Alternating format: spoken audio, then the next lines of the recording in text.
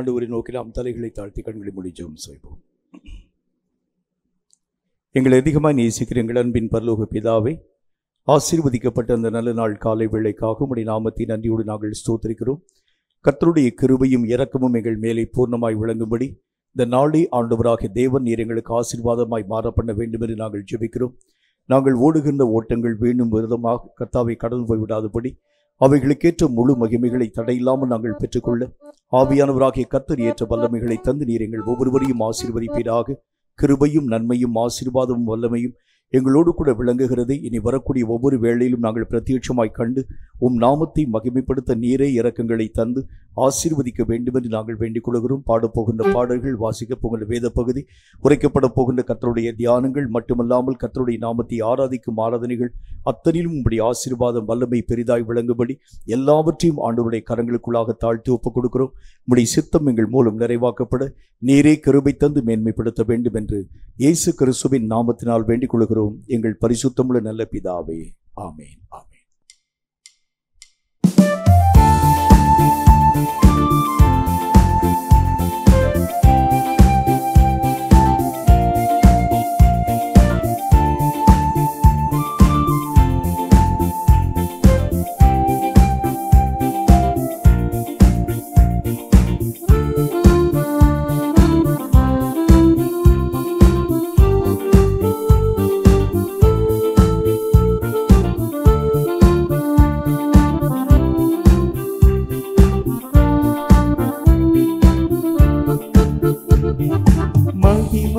மாட்சிமை நிறைந்தவரே மகிழ்வுடன் தொழுதிடுவோம். மகிமை மாட்சிமை நிறைந்தவரே மகிழ்வுடன் தொழுதிடுவோம். பரிசுத்த தேவனாம் இயேசுவை பணிந்தே தொழுகுவோம். மகிமை மாட்சிமை நிறைந்தவரே மகிழ்வுடன் தொழுதிடுவோம். மகிமை மாட்சிமை நிறைந்தவரே மகிழ்வுடன் தொழுதிடுவோம்.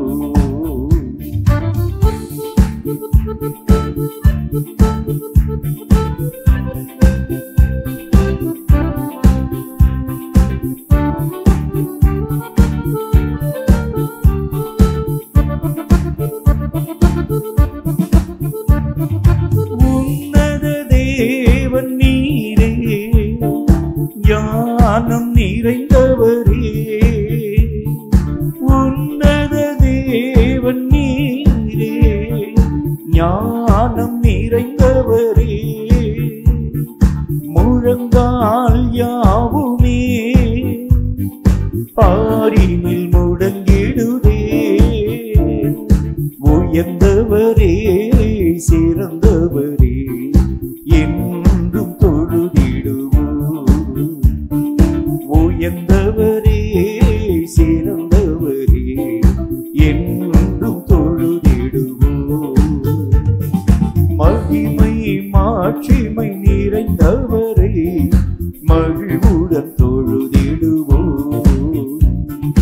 மகிமை மாட்சிமை நிறைந்தவரே மகிழ்வுடன் தொழுதிடுவோம்.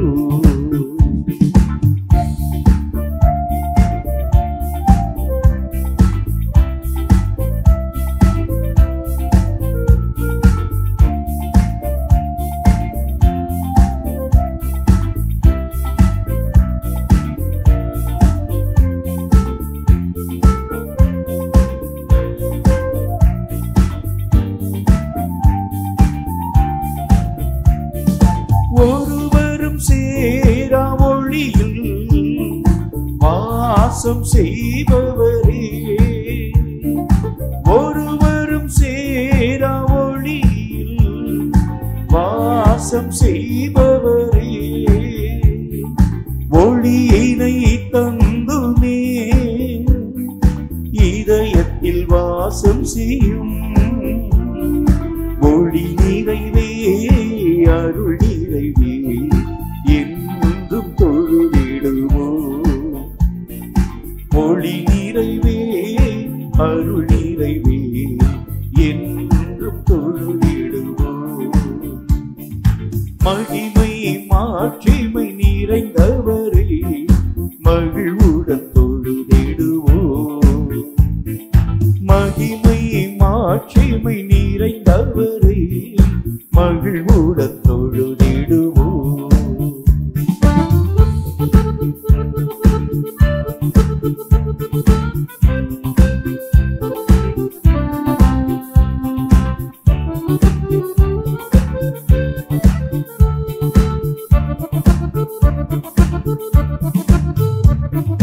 பரிசுத்த தேவன் நீரே பாதம் பணிந்திடுவோம். பரிசுத்த தேவன் நீரே பாதம் பணிந்திடுவோம். கருவியை நிறுத்தி நீரே சத்திய தேவன் நீரே கனம் மகிமையை செலுத்தினார் என்றும் தொழுதிடுவோம். கனம் மகிமையை செலுத்தினார் என்றும் தொழுதிடுவோம். மகிமை மாட்சிமை நிறைந்தவரே மகிழ்வுடன் தொழுதிடுவோம். மகிமை மாட்சிமை நிறைந்தவரே மகிழ்வுடன் தொழுதிடுவோம்.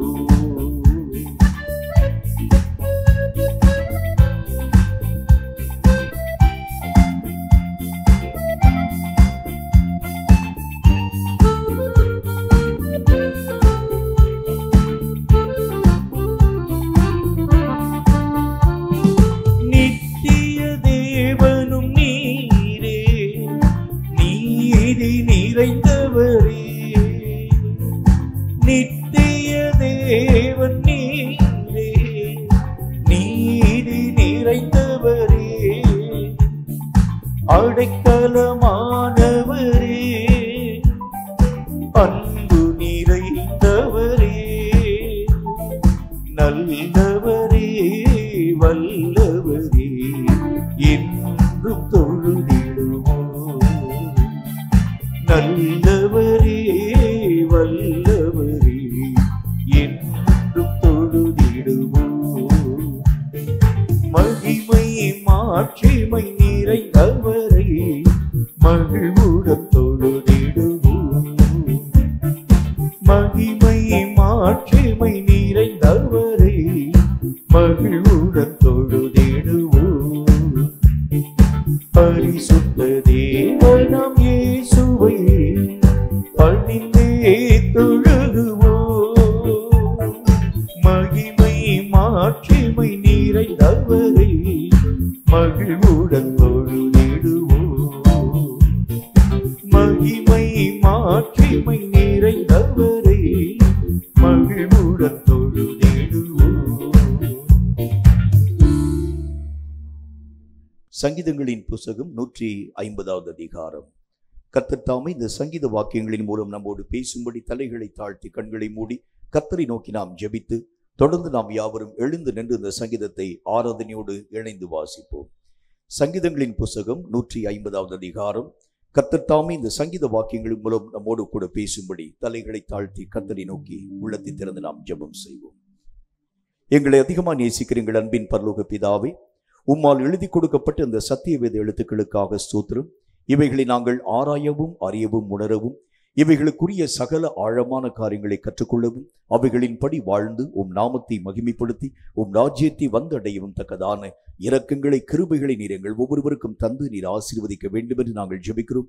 உம்முடைய வசனங்கள் எல்லாம் சமூலமும் சத்தியம் என்று நாங்கள் அறிந்திருக்கிறதுனாலே இந்த சத்தியமான மார்க்கங்களை இந்த வசனங்களின் மூலம் நாங்கள் கற்று உணர பிரகாசமுள்ள மனக்கண்களை திறந்து நீர் பேசுகிறதை கற்று உணர நீ எங்கள் ஒவ்வொருவருக்கும் கிருபை தந்து ஆசீர்வதிக்க வேண்டும் என்று இயேசு கிறிஸ்துவின் நாமத்தினால் வேண்டிக் கொள்கிறோம் எங்கள் பரிசுத்தமுள்ள நல்ல பிதாவே. ஆமென், ஆமென். எழுந்து நின்று சங்கீதங்களின் புஸ்தகம் 150வது அதிகாரத்தை ஆராதனையோடு நாம் இணைந்து வாசிப்போம். அல்லேலூயா! தேவனை அவருடைய பரிசுத்த ஸ்தலத்தில் துதியுங்கள். அவருடைய வல்லமை விளங்கும் ஆகாய விரைவை பார்த்து அவரை துதியுங்கள். அல்லேலூயா! அல்லேலூயா அல்லேலூயா அல்லேலூயா அல்லேலூயா அல்லேலூயா அல்லேலூயா அல்லேலூயா. அவருடைய வல்லமையுள்ள கிரியைகளுக்காக அவரை துதியுங்கள். மாட்சிமை பொருந்திய அவருடைய மகத்துவத்திற்காக அவரை துதியுங்கள். அல்லேலூயா அல்லேலூயா அல்லேலூயா அல்லேலூயா. எக்கால துனியோடே அவரை துதியுங்கள். வீணையோடும் சுரமண்டலத்தோடும் அவரை துதியுங்கள். அல்லேலூயா அல்லேலூயா அல்லேலூயா அல்லேலூயா அல்லேலூயா அல்லேலூயா அல்லேலூயா அல்லேலூயா. தம்புரோடும் நடனத்தோடும் அவரை துதியுங்கள். யாழோடும் தீங்குழலோடும் அவரை துதியுங்கள். அல்லேலூயா அல்லேலூயா அல்லேலூயா அல்லேலூயா. ஓசையோடும் கைத்தாளங்களோடும் அவரை துதியுங்கள். பேரோசையுள்ள கைத்தாளங்களோடும் அவரை துதியுங்கள். அல்லேலூயா அல்லேலூயா அல்லேலூயா அல்லேலூயா அல்லேலூயா அல்லேலூயா அல்லேலூயா அல்லேலூயா. சுவாசமுள்ள யாவும் கர்த்தரை துதிப்பதாக. அல்லேலூயா அல்லேலூயா அல்லேலூயா அல்லேலூயா அல்லேலூயா அல்லேலூயா அல்லேலூயா அல்லேலூயா அல்லேலூயா. யோசனையில் பெரியவரே ஆராதனை ஆராதனை. செயல்களிலே வல்லவரே ஆராதனை ஆராதனை. ஓசன்னா உன்னத தேவனே. ஓசன்னா ஓசன்னா ஓசன்னா ஓசன்னா உன்னத தேவனே. ஓசன்னா ஓசன்னா ஓசன்னா. கண்மணி போல் என்னை காப்பவரே ஆராதனை ஆராதனை. கழுகு போல சுமப்பவரே ஆராதனை ஆராதனை. ஓசன்னா உன்னத தேவனே. ஓசன்னா ஓசன்னா ஓசன்னா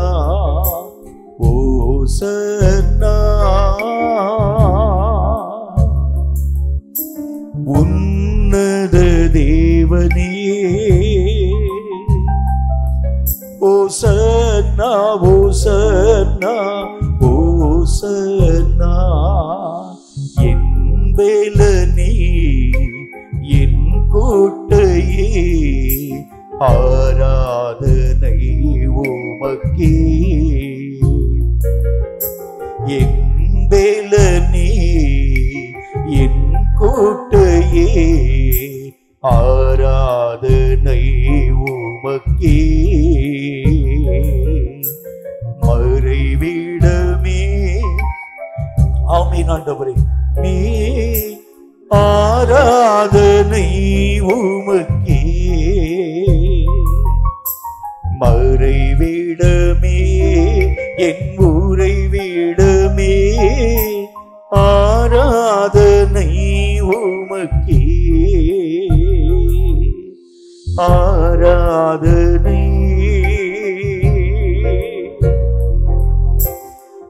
ஆராதனை அப்பா அப்பா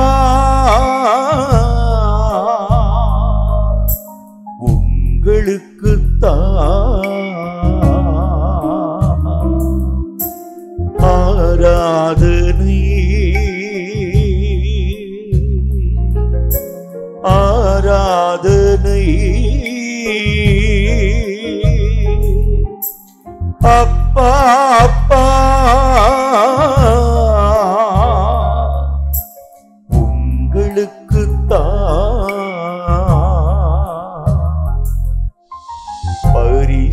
பரிசுத்தமாக்கும் யெகோவா மெக்காதீஸ் ஆராதனை உமக்கே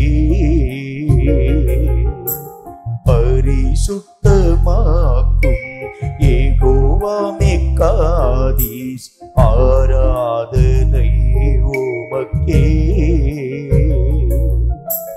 உருவாக்கும் தெய்வம் யெகோவா ஓசேனு ஆராதனை உமக்கே உருவாக்கும் தெய்வம் யெகோவா ஓசேனு ஆராதனை உமக்கே ஆராதனை நிரப்பும் ஆண்டவரே ஆராதனை அப்பா அப்பா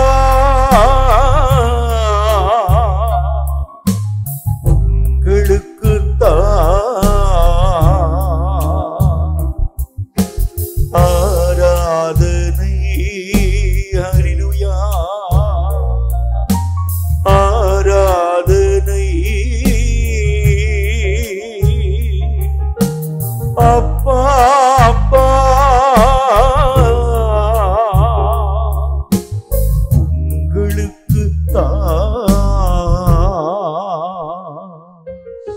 உங்களுக்குத்தான் ஆராதனை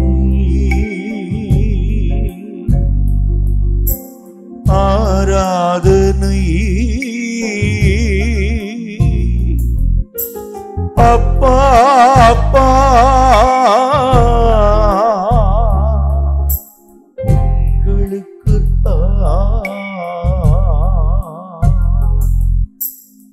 ஆராதனை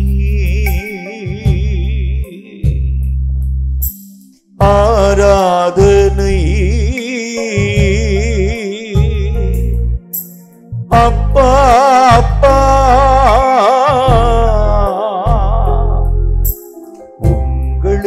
உங்களுக்குத்தான்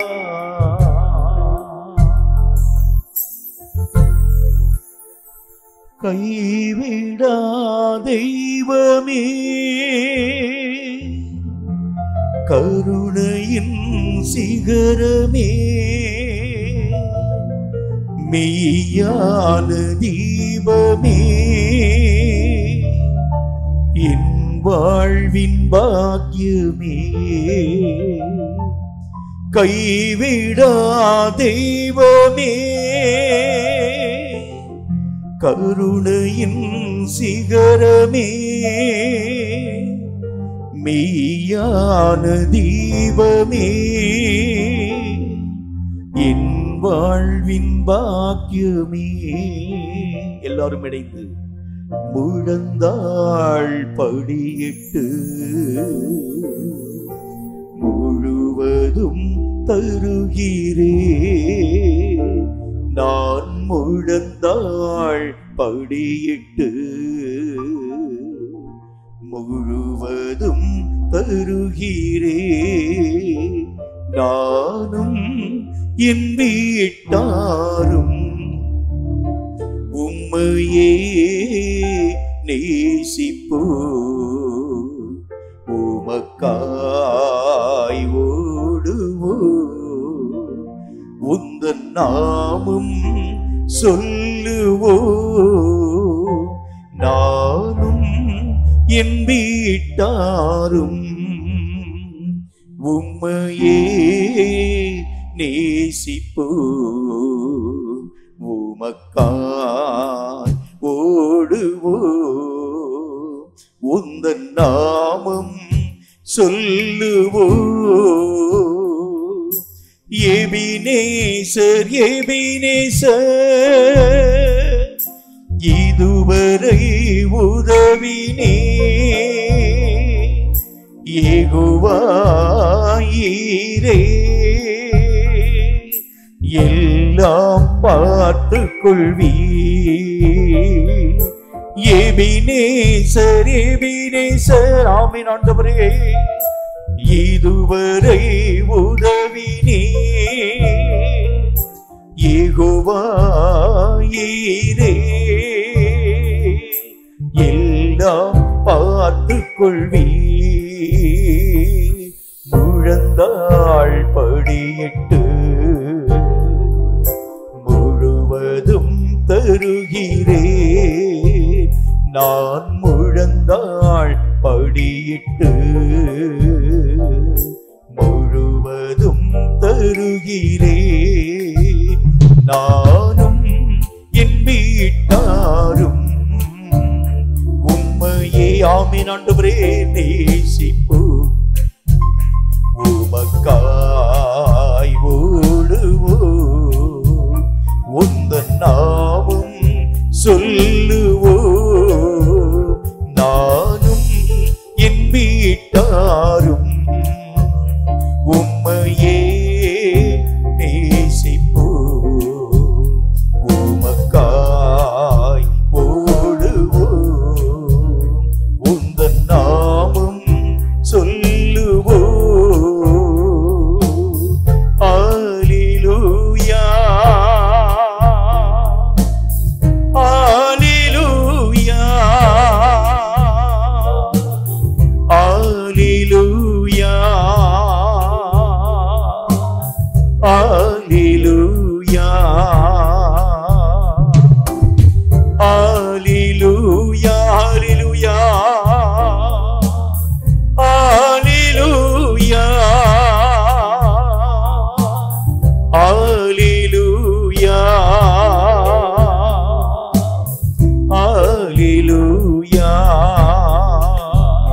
அல்லேலூயா அல்லேலூயா அல்லேலூயா. எல்லாரும் வாய்களை திறந்து அல்லேலூயா அல்லேலூயா அல்லேலூயா அல்லேலூயா அல்லேலூயா அல்லேலூயா. ஆமென் ஆண்டவரே அல்லேலூயா. ஊற்றும் ஆவியானவரே அல்லேலூயா அல்லேலூயா அல்லேலூயா. ஆமென் அல்லேலூயா அல்லேலூயா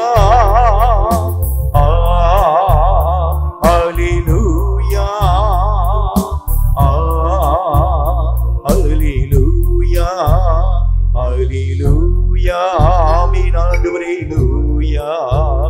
அல்லேலூயா அல்லேலூயா அல்லேலூயா அல்லேலூயா அல்லேலூயா அல்லேலூயா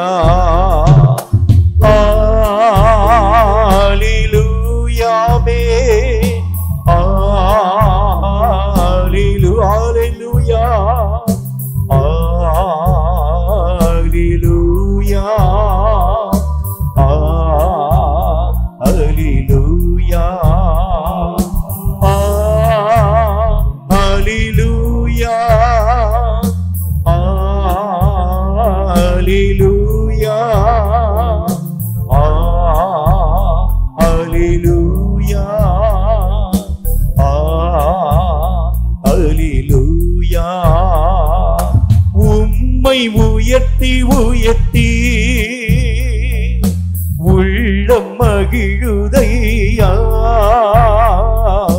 உம்மை நோக்கி பார்த்து என் இதயம் துள்ளுதையா உம்மை உயர்த்தி உயர்த்தி ஆமென் ஆண்டவரே உள்ளம் மகிழுதையா உம்மை நோக்கி பார்த்து என் இதயம் துள்ளுதையா கண்ணீரெல்லாம் துடைக்கின்றீ காயமில்லா ஆற்றுகிறீ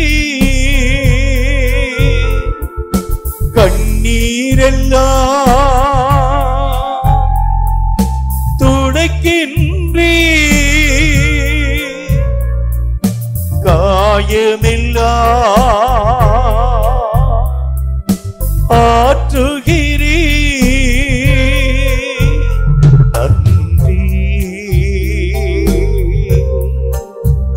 நன்றி நன்றி ஆமென் ஆண்டவரே நன்றி உம்மை உயர்த்தி உயர்த்தி உள்ளம் மகிழுதையா உம்மை நோக்கி பார்த்து என் இதயம் துள்ளுதையா அல்லேலூயா அல்லேலூயா அல்லேலூயா அல்லேலூயா அல்லேலூயா அல்லேலூயா அல்லேலூயா அல்லேலூயா அல்லேலூயா அல்லேலூயா அல்லேலூயா அல்லேலூயா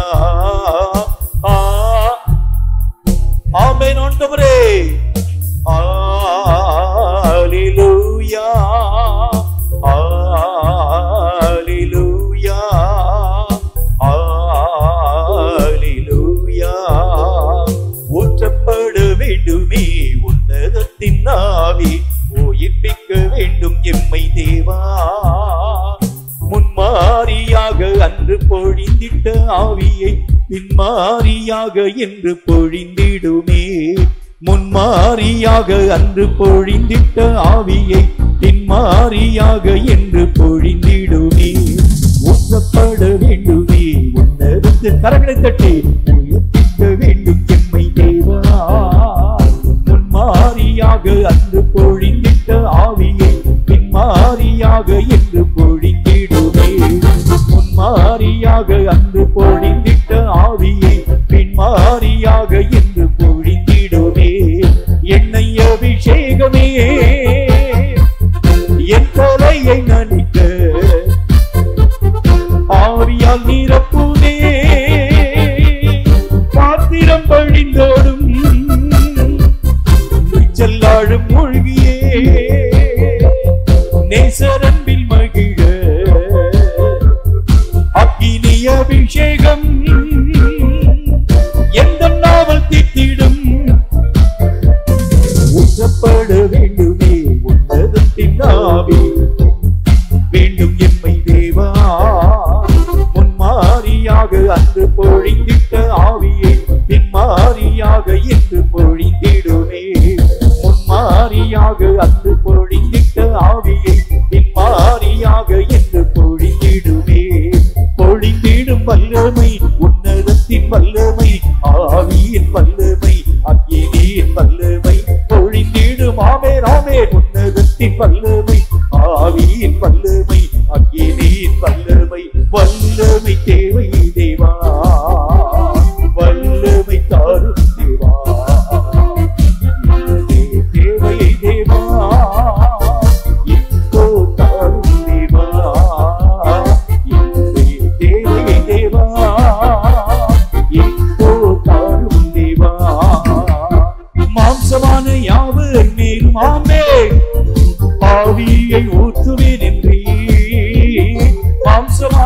ஆவியாவே மேல் ஊற்ற மாட்டவரே ஆவியை முப்பர் வாலிபர் யாவரும் தீர்க்க தரிசனம் சொல்வாரே முப்பர் வாலிபர் யாவரும் தீர்க்க தரிசனம் சொல்வாரே பொழிந்திடும் வல்லமை உன்னதத்தின் வல்லமை ஆவியின் வல்லமை அக்கினியின் வல்லமை பொழிந்திடும் வல்லமை உன்னதத்தின் வல்லமை ஆவியின் வல்லமை அக்கினியின் வல்லமை பெந்தேகோஸ்தே நாளை போல பெரிய முழக்கத்தோடே பெந்தேகோஸ்தே நாளை போல பெரிய முழக்கத்தோடே வல்லமையாக இறங்கி வரங்களினாலே நிரப்பும் வல்லமையாக இறங்கி நிரப்பும் ஆண்டவரே வரங்களினாலே நிரப்பும் பொழிந்திடும் வல்லமை உன்னதத்தின் வல்லமை ஆவியின் வல்லமை அக்கினியின் வல்லமை பொழிந்திடும் வல்லமை உன்னதத்தின் வல்லமை ஆவியின் வல்லமை அக்கினியின் வல்லமை வல்லமை தேவை தேவா வல்லமை தாரும் தேவா இன்றே தேவை தேவா இப்போ தாரும் தேவா இன்றே தேவை தேவா இப்போ தாரும் தேவா பொழிந்திடும் வல்லமை உன்னதத்தின் வல்லமை ஆவியின் வல்லமை அக்கினியின் வல்லமை பொழிந்திடும் வல்லமை ஆமே நாமே நாமே நாமே ஆவியின் வல்லமை அக்கினியின் வல்லமை பொழிந்திடும் வல்லமை உன்னதத்தின் வல்லமை ஆவியின் வல்லமை அக்கினியின் வல்லமை பொழிந்திடும் ஹல்லேலூயா உன்னதத்தின் வல்லமை ஆவியின் வல்லமை அக்கினியின் வல்லமை அசைவாடும் ஆவியே தூய்மையின் ஆவியே இடமசைய உள்ளம் நிரம்ப இறங்கி வாருமே இந்த இடமசைய உள்ளம் நிரம்ப இறங்கி வாருமே பெலனடைய நிரப்பிடுமே பெல தின்னாவியே பெலனடைய நிரப்பிடுமே பெல தின்னாவியே கனமடைய ஊற்றிடுமே ஞானத்தின் ஆவியே கனமடைய ஊற்றிடுமே ஞானத்தின் ஆவியே தூய ஆவியே அன்பின் ஆவியே துணையாளரே தேற்றும் தெய்வமே ஊற்று தண்ணீரே உள்ளம் ஏங்குதையா வரவேணும் வல்லவரே நல்லவரே இப்போ வரவேணும் வல்லவரே நல்லவரே தூய ஆவியே அன்பின் ஆவியே துணையாளரே தேற்றும் தெய்வமே ஊற்று தண்ணீரே உள்ளம் ஏங்குதையா நிரப்பும் ஆண்டவரே நிரப்பும் ஆவியானவரே வல்லவரே நல்லவரே இப்போ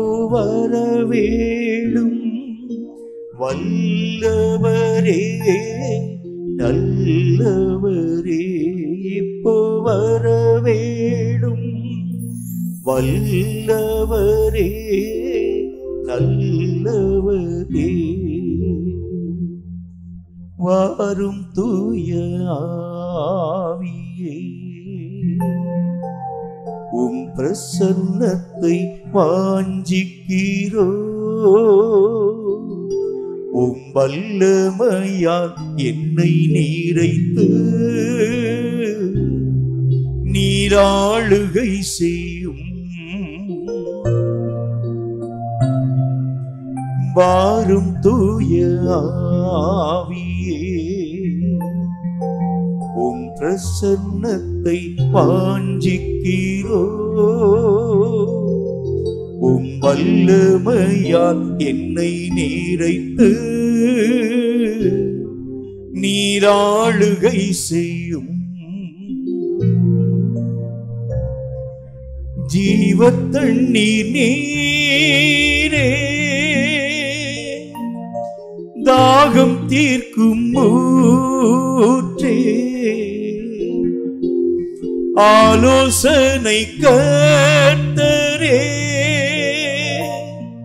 நீராளுகை செய்யும். ஜீவத்தண்ணீர் நீரே, தாகம் தீர்க்கும் ஊற்றே, ஆலோசனை கர்த்தரே, நீராளுகை செய்யும். வாரும் தூய ஆவியே, உம் பிரசன்னத்தை வாஞ்சிக்கிறோ, உம் வல்லமையால் என்னை நீரைத்து நீராளுகை செய்யும். வாரும் தூய ஆவியே, உம் பிரசன்னத்தை வாஞ்சிக்கிறோ, உம் வல்லமையால் என்னை நீரைத்து நீராளுகை செய்யும். கர்த்தருடைய கிருபை நம்மேல் இந்த வேளையிலே அளவில்லாமல் இறங்கிக் கொண்டு வருகிறதற்காய் கர்த்தருடைய நாமத்தை வாய்களை திறந்து நாம் ஸ்தோத்திரிப்போம். தூய ஆவியானவராக தேவனை நாம் வருந்தி அழைக்கிறது உண்டானால் இந்த காலை வேளையிலே தம்முடைய அதீதமான வல்லமையினால் நம்முடைய உள்ளங்கள் எல்லாவற்றையும் கொழுந்து விட்டு எரிய செய்யக்கூடிய அளவிற்காக தம்முடைய புதிய அபிஷேகத்தை, தம்முடைய புதிய வல்லமைகளை நம்மேல் ஆண்டவராக தேவன் அளவில்லாமல் ஊற்றிக்கொண்டு வருகிறதை நாம் இந்த காலை வேளையில் பிரத்யேகமாய் கண்டு உணர முடியுமே. கர்த்தரை நோக்கி வாய்களை திறந்து அடையுங்கள். கர்த்தருடைய பிரசன்னம் நம்மேல் அளவில்லாமல் ஊற்றப்படும்படிக்காய் கர்த்தரை நோக்கி வாய்களை திறந்து கூப்பிடுங்கள். என்னை நிரப்பும் ஆண்டவரே, என் மேல் உம்முடைய ஆவியின் பலம் அளவில்லாமல் கொழுந்து விட்டு எரியும்படிக்காக இயேசு கிறிஸ்துவின் நாமத்தினால் நாங்கள் ஜெபிக்கிறோம். எங்கள் உள்ளந்திரங்கள் எல்லாம் கர்த்தருடைய வல்லமையினால் பற்றி பிடிப்பதாக, கர்த்தருடைய நாமத்தினாலே கொழுந்து விட்டு எரிவதாக. தேவ மகிமை எங்கள் ஒவ்வொருவரையும் சூழ்ந்து கொள்ள வேண்டும் என்று நாங்கள் வேண்டிக் கொள்கிறோம். கேருபீன்கள் நடுவிலே, சேராபீன்கள் நடுவிலே வாசம் பண்ணும் சர்வ வல்லமையுள்ள கர்த்தராகிய தேவனே, கர்த்தருடைய நாமத்தினாலே துதிகளுக்கு பயப்படத்தக்கவராய் விளங்கும் சர்வ வல்லமையுள்ள ஆண்டவரே, எங்கள் துதிகளை அங்கீகரித்து எங்கள் நடுவில் அசைவாடும் தேவனாக இறங்கி வர வேண்டும் என்று இயேசு கிறிஸ்துவின் நாமத்தினால் ஜெபிக்கிறோம். எழுந்தருளும் கர்த்தாவே, எழுந்தருளும். உம்முடைய கிருபை எங்கள் மேல் பற்றி பிடிக்கும்படிக்காய் எழுந்தருளுவீராக, எழுந்தருளுவீராக, எழுந்தருளுவீராக. உம்முடைய அளவற்ற வல்லமை எங்களுக்குள் நிரப்பும்படிக்காக எங்கள் நடுவில் எழுந்தருள வேண்டும் என்று இயேசுவின் நாமத்தினால் நாங்கள் ஜெபிக்கிறோம். இயேசுவின் நாமத்தினால் ஜெபிக்கிறோம். இந்த ஆராதனை வேளையை கர்த்தராகிய தேவன் ஆசீர்வாதமாய் மாற்றினீர்.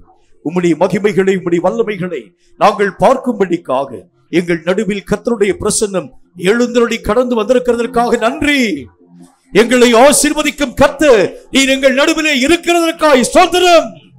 எங்களை கர்த்தாவை விசாரிக்கும் தேவன் எங்களோடு கூட இருக்கிறபடியால் உம்முடைய நாமத்தை ஸ்தோத்திரிக்கிறோம்.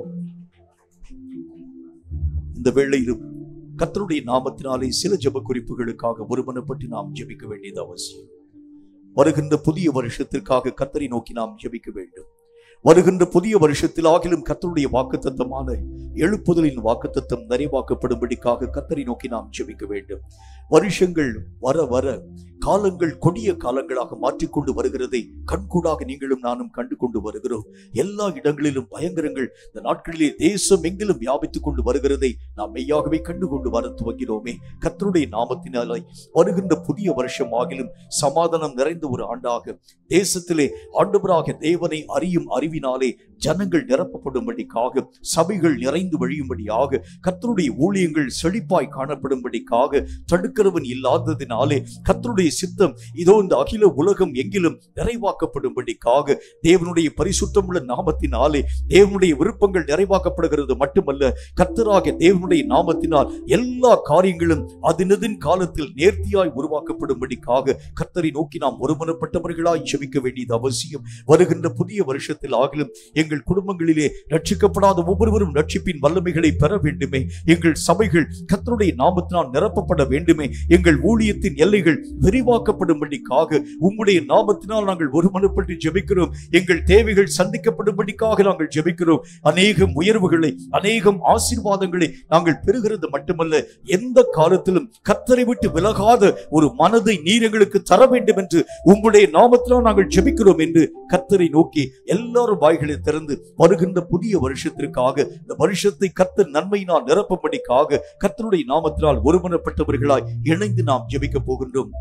எல்லா சூழ்நிலைகளிலும் தேவ கிருபை பூர்ணமாய் விளங்க வேண்டும். எல்லாரும் வாய்களை திறந்து வருகின்ற புதிய வருஷத்திற்காக நம்ம ஜெபிக்கலாம். சூழ்நிலைகள் எல்லாம் கர்த்தருடைய நாமத்தினால் சாதகமாய் மாற்றப்படும்படிக்காக, சாத்தானுடைய எல்லா விதமான தந்திரங்களும் சதி நாச மோசங்களும் தவிடுபடியாக்கப்படும்படிக்காக, கர்த்தருடைய திட்டமை இதோ இந்த உலகம் எங்கிலும் வியாபிக்கும்படிக்காக, சட்டம் ஒழுங்குகள் எல்லாம் சீரானவைகளாய் காணப்படும்படிக்காக, தேசத்திலே தேவ பயம் மிகுதியாய் காணப்படும்படிக்காக, லஞ்சங்களும் வன்முறைகளும் ஒழிக்கப்படும்படிக்காக, இயற்கையின் சீற்றங்கள் எல்லாம் மட்டுப்படுத்தப்படும்படி எல்லாரும் வாய்களை திறந்து நம்ம ஜெபிக்கலாம். கர்த்தராகிய தேவனுடைய கிருபை இதோ இந்த வருகின்ற புதிய வருஷத்திலே சமாதானம் நிறைந்ததாக இதோ இந்த தேசங்கள் எல்லாவற்றையும் கர்த்தராகிய தேவன் உருவாக்கும்படிக்காக எல்லாரும் வாய்களை திறந்து நம்ம ஜெபிக்கலாம். நன்றி ஆண்டவரே, எங்கள் ஜெபங்களை அங்கீகரியும். 2024 வருடம் வரைக்கும் நாங்கள் பட்ட கஷ்டங்கள் போதும் ஆண்டவரே, பட்ட வேதனைகள் போதும், சபைகள் நெருக்கத்தின் ஊடாக கடந்து போன காலங்கள் போதும். இனி வருகின்ற புதிய வருஷமாகிலும் கர்த்தருடைய நாமம்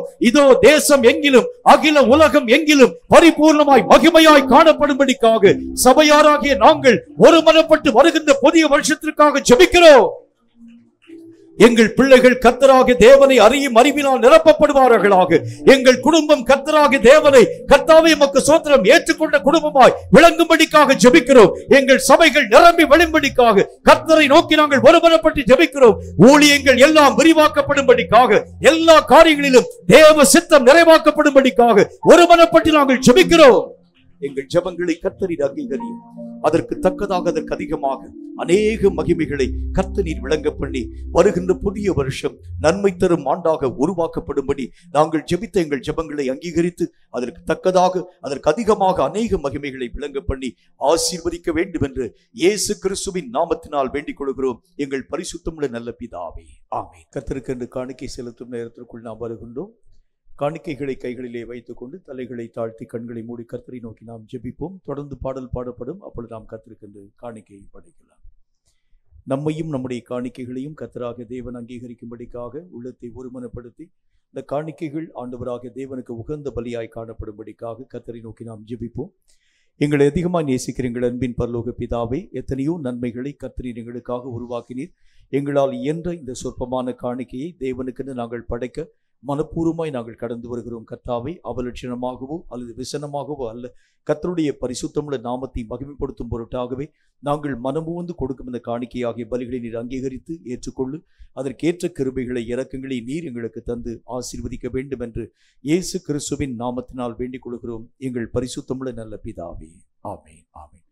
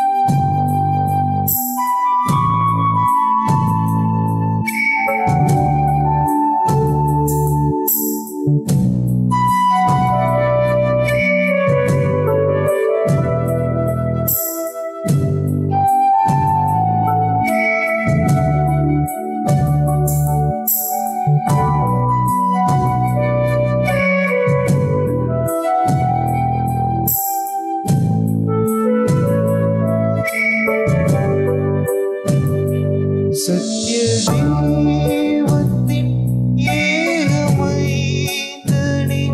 விசுவாசிப்பேன் உம்மையே. சத்ய தேவத்தின் ஏகமைந்தனே விசுவாசிப்பேன் உம்மையே. வரும் காலம் முழுவதும் கிருபை வருங்கள் பொழிந்திடுமே. வரும் காலம் முழுவதும் கிருபை வருங்கள் பொழிந்திடுமே. நன்றியோடு நான் துதி பாடுவேன் எந்தன் இயேசுராஜனே. எனக்காய் நீ செய்திட்ட நன்மைக்காய் என்றும் நன்றி கூறினான். நன்றியோடு நான் துதி பாடுவேன் எந்தன் இயேசுராஜனே. எனக்காய் நீ செய்திட்ட நன்மைக்காய் என்றும் நன்றி கூறினான். கொடுக்கப்பட்ட காணிக்கைகளை கர்த்தர் அங்கீகரிக்கும்படிக்காக தலைகளை தாழ்த்தி நாம் ஜெபிப்போம். எங்களை அதிகமாக நேசிக்கிற எங்கள் அன்பின் பரலோக பிதாவே, கர்த்தர் எங்களுக்கு எத்தனையோ நன்மையான காரியங்களை தந்திருக்கிறீர். எங்களால் இயன்ற இந்த சின்ன காணிக்கையின் மூலமாய் உம்முடைய நாமத்தை மகிமைப்படுத்த நல்ல ஒரு தருணத்தை நீர் எங்களுக்கென்று உருவாக்கி தந்தீர். அதற்காக ஸ்தோத்திரம் கர்த்தாவே. கர்த்தருக்கென்று கொடுக்கிறவர்கள் ஒருபோதும் தரித்திரம் அடைந்து போகிறதில்லை அப்பா. கர்த்தராகிய தேவனுடைய நாமத்திற்கு நாங்கள் படைத்திருக்கிறோம். அவைகளுக்கேற்ற மகிமைகளை இம்மையிலும் மறுமையிலும் நாங்கள் தடையில்லாமல் பெற்றுக்கொள்ள உம் நாமத்தை மகிமைப்படுத்த கிருபை தந்து ஆசீர்வதிக்க வேண்டும் என்று இயேசு கிறிஸ்துவின் நாமத்தினால் வேண்டிக் கொள்கிறோம் எங்கள் பரிசுத்தமுள்ள நல்ல பிதாவே, ஆமென். ஆண்டவராகிய இயேசு கிறிஸ்துவின் நாமத்தினாலே உங்கள் யாவருக்கும் அன்பின் வாழ்த்துக்களை நான் தெரிவித்துக் கொள்கின்றேன். கர்த்தருடைய கிருபையினாலும் அவருடைய பரிசுத்தமுள்ள இரக்கங்களினாலும் இந்த நாளிலும் ஆண்டவருடைய பரிசுத்தமுள்ள வார்த்தைகளின் ஆழ்ந்த காரியங்கள் நாம் கற்று உணர வேண்டியது அவசியமான ஒன்று. இந்த கடைசி கால ஓட்டம் என்று அழைக்கப்படக்கூடிய ஓட்டத்தில் ஒரு மனிதன் சரியான விதத்தில் இயக்கத்தின் ஊடாக கடந்து போக வேண்டும் என்று சொன்னாலே தன்னுடைய வாழ்க்கையிலே காணப்படும் பலவிதமான பழுதான காரியங்கள் யாவற்றையும் சீராக்க வேண்டியது அவசியமான ஒன்று. ஒருவேளை நம்முடைய சரீரத்திலே சீர்கேடுகள் காணப்படுகிறது உண்டானால் பந்தய சாலையிலே நீங்களும் நானும் ஓடுகிறது எப்படி? ஒருவேளை நம்முடைய சரீரத்திலே அநேகம் குறைவுகள் காணப்படுகிறது உண்டானால் நியமிக்கப்பட்டிருக்கக்கூடிய ஓட்டத்தை நீங்களும் நானும் நிறைவாக்குகிறது எப்படி? அப்போ முதல் காரியம், ஓட்டத்திற்கு நீங்களும் நானும் கலந்து கொள்கிறதற்கு முன்பதாக நம்முடைய சரீரத்திலே காணப்படும் எல்லா குறைவுகளும் எப்படி நிவர்த்தியாக்கப்பட வேண்டியது அவசியமான ஒன்றாக விளங்குகிறதோ அதே மாதிரி தான் இந்த ஆவிக்குரிய வாழ்க்கையிலே நீங்களும் நானும் ஓடக்கூடிய ஓட்டத்தினுடைய அந்த நியமங்கள் காணப்படக்கூடியதாக விளங்குகிறது. இதில் ஒரு மனிதன் ஆவிக்குரிய அந்த காரியமாக காணப்படக்கூடிய ஒவ்வொரு மனிதனும் தன்னுடைய வாழ்க்கையிலே காணப்படும் பாரமான எல்லாவற்றையும் தொலைத்து போடக்கூடியவனாய் தன்னுடைய வாழ்க்கையை எவ்வளவு தூரம் லகுவாக்க முடியுமோ அவ்வளவு தூரம் லகுவாக்கிக் கொள்ள ஆரம்பித்தால் மட்டும்தான் இந்த ஆண்டவராக தேவன் நமக்கென்று முன் வைத்திருக்கக்கூடிய இந்த ஓட்டத்திலே சரியான விதத்தில் இயங்கி இலக்கை அடைந்து தெய்வ சித்தத்தை நிறைவாக்க நம்மால் முடியும். ஆரம்ப நாட்களில் அநேகம் விதமான தேவனாகிய கர்த்தரால் தெரிந்து கொள்ளப்பட்டிருக்கக்கூடிய ஜனங்கள் கூட இந்த ஓட்டத்தை பாதி வழியிலே நிறுத்தி போயிருக்கக்கூடிய நிலைகளை நீங்களும் நானும் பார்த்து கொண்டு வர ஆரம்பிக்கின்றோம். ஆண்டவராகிய தேவனோடு கூடவே உண்டு உறங்கி ஊழியங்கள் யாவற்றையும் செய்த யூதாஸ் காரியத்தினுடைய வாழ்க்கையை பாருங்க.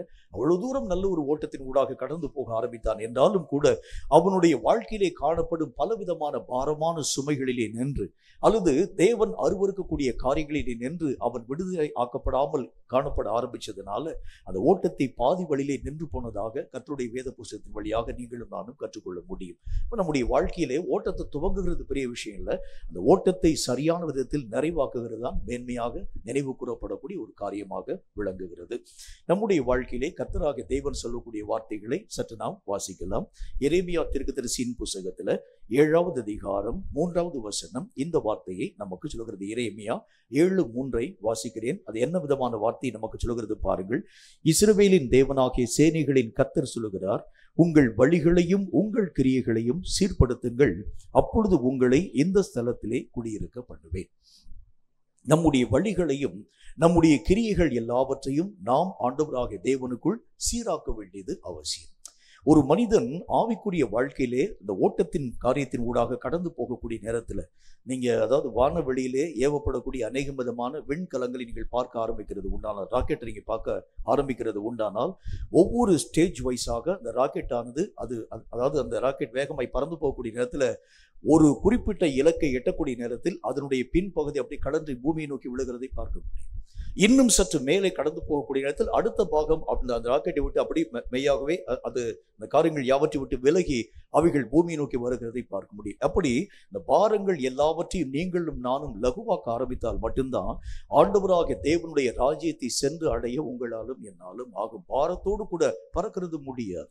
பாரத்தோடு கூட சுமைகளோடு கூட ஆண்டவராகிய தேவனுடைய திட்டத்தை நிறைவாக்குவது நம்மால் முடியாது. ஆகவேதான் அப்போஸ்தலர்களாகிய ஆண்டவராகிய தேவனுடைய நாமத்தினால் அழைக்கப்பட்டிருக்கக்கூடிய அநேகம் ஜனங்களும் கூட இந்த உலகத்திலே காணப்படும் பல விதமான விஷயங்களை பாரமாக நினைவு கூற ஆரம்பிச்சதுனால அவங்க சொல்றாங்க, அவருடைய மரணத்துக்கு ஒத்ததான சாயலை நாங்கள் எங்கள் வாழ்க்கையிலே தரித்துக் கொள்ளும்படிக்காக எல்லாவற்றையும் நாங்கள் நஷ்டம் என்று விடுகின்றோம், குப்பையுமாக நாங்கள் நினைவு கூற ஆரம்பிக்கின்றோம். இப்படி அவங்க எல்லாம் தங்களுடைய வாழ்க்கையிலே பல விதமான காரியங்கள் யாவற்றையும் விட ஆரம்பிச்சனால்தான் ஆண்டவராகிய தேவன் குறித்து வைத்திருக்கக்கூடிய அந்த ஓட்டத்தினுடைய இறுதி வரைந்து ஓடி முடித்து தேவனுடைய சித்தத்தை நிறைவாக்க அவர்களால் முடிந்தது. அப்ப நம்முடைய வாழ்க்கையில பலவிதமான பாரங்கள் இந்த நாட்களில் காணப்பட ஆரம்பிக்கிறதை பார்க்கிறோம். குடும்பத்தை பற்றிதான பாரம், வேலையை பற்றிதான பாரம், சூழ்நிலைகளை பற்றிதான பாரம், பிள்ளைகளை பற்றிதான பாரம், பெற்றோர்களை பற்றிதான பாரம், இன்னும் நமக்கு அநேக விதமான தேவைகளை பற்றிதான பாரம், ஆவிக்குரிய ரீதியாக காணப்படக்கூடிய பாரங்கள் அல்லது உலக ரீதியாக காணப்படக்கூடிய பாரங்கள், இப்படி பலவிதமான பாரங்கள், சுமைகள் நம்முடைய வாழ்க்கையில இந்த நாட்களில் ஏற்றி வைக்கப்பட ஆரம்பித்திருக்கிறதை பார்க்க முடியும். ஆனால் கர்த்தராகிய தேவன் என்ன சொல்லுகின்றார்? அந்த பாரங்களோடு கூட தேவ ராஜ்யத்தின் இறுதி பரியந்தம் சென்று அடைகிறது இயலாது. இவைகள் எல்லாம் நம்முடைய வாழ்க்கையை விட்டு அகன்று போக ஆரம்பிச்சா மட்டும்தான், நீங்கள் லகுவாக்கப்பட ஆரம்பித்தால் மட்டும்தான் ஆண்டவராகிய தேவனுடைய சித்தத்தை நிறைவாக்க நம்மால் முடியும். நம்முடைய வாழ்க்கையில இன்றைக்கு குறிப்பிடப்படக்கூடிய முக்கியமான பாரத்துக்குரிய காரியங்கள் அல்லது சீராக்கப்பட வேண்டிய முக்கியமான தன்மைகளை பற்றி சில விஷயங்களை நம்முடைய தியானத்திலே சற்று ஆழமான விதமாக நாம் வாசிக்க வேண்டியது அவசியம். நம்முடைய வாழ்க்கையில ரட்சிக்கப்பட்டவன் என்று அழைக்கப்படக்கூடியவனுக்கு பலவிதமான தகுதிகள் காணப்பட வேண்டியது அவசியம். ரட்சிக்கப்பட்டவங்க எப்படி இருக்கணும் அப்படின்னு பார்த்தீங்கன்னா, அவங்க மற்றவர்களுக்கு முன்பதாக நடவடிக்கைகள் யாவற்றையும் ஒழுக்கம் நிறைந்தவர்களாக. இது ரட்சிக்கப்பட்ட மனிதனுக்கு ஆண்டவராகிய தேவனால் கொடுக்கப்பட்டிருக்கக்கூடிய ஒரு முத்திரை. ஒரு ரட்சிக்கப்பட்ட மனுஷன் எப்படிப்பட்டவனாய் காணப்பட வேண்டும்? அவர்கள் மற்ற மக்களுக்கு முன்பதாக கடந்து போகக்கூடிய நேரத்தில் எல்லாரும் பொய் பேசினாலும் அவர்கள் பொய்க்கு விலகின ஒரு மக்களாக தங்களுடைய நிலைகளை பாதுகாத்துக் கொள்ள வேண்டும். இப்படி தகுதியற்ற அநேக விதமான காரியங்களிலே நின்று அவர்கள் விடுதலை ஆக்கப்பட ஆரம்பிச்சா மட்டும்தான் தேவனுக்குள் தகுதியான ஒரு வாழ்க்கையின் ஊடாக கடந்து போக அவர்களால் முடியும். எது எல்லாம் ஒரு ஆவிக்குரிய மனுஷனுடைய வாழ்க்கையிலே தகுதி இன்மையை உருவாக்க ஆரம்பிக்கிறது. ஒருவன் ஆவிக்குரியவனாய் காணப்படுகிறது உண்டானால் அவனுடைய வாழ்க்கை இத்தனை சாட்சிகளை உள்ளடக்கினதாக விளங்க வேண்டியது அவசியம். எல்லா விதமான தேவனை அறியாதிருக்கக்கூடிய மக்கள், பலவிதமான நேரங்களில் ஆவிக்குரிய ஜனங்களை பார்க்கக்கூடிய மக்கள் இடறி போக ஆரம்பிக்கிறத பார்க்க முடியும். காரணம் என்ன அப்படின்னா, அவர்கள் பேச்சு ஒன்றாக செயல் ஒன்றாக காணப்பட ஆரம்பிக்கிறது தான் அதனுடைய முக்கியமான காரணமாய் விளங்க ஆரம்பிக்கிறது. அவங்க பேசக்கூடிய காரியம் அன்பை பற்றி பேசுறாங்க, அன்பு வாழ்க்கையில இல்லை. பரிசுத்தத்தை பத்தி பேசுறாங்க, பரிசுத்த வாழ்க்கையில இல்லை. இதனால் தேவனை அறியாத அநேக விதமான புறஜாதி மக்கள் இன்றைக்கும் கர்த்தராகிய தேவனை ஏற்றுக்கொள்ளாமல் போகிறதுக்கு இது ஒரு மூல காரணம். அப்ப என்னுடைய வாழ்க்கையில தகுதியற்ற நிலைகளினுடைய வாழ்க்கையில இருக்க ஆரம்பிக்கிறது உண்டானால், ஜனங்களை ரட்சிப்புக்கு நேராக நடத்துகிறதை விட ஜனங்களை இடருண்டு போகும்படியான மனிதனாக நான் காணப்பட ஆரம்பிக்கின்றேன்.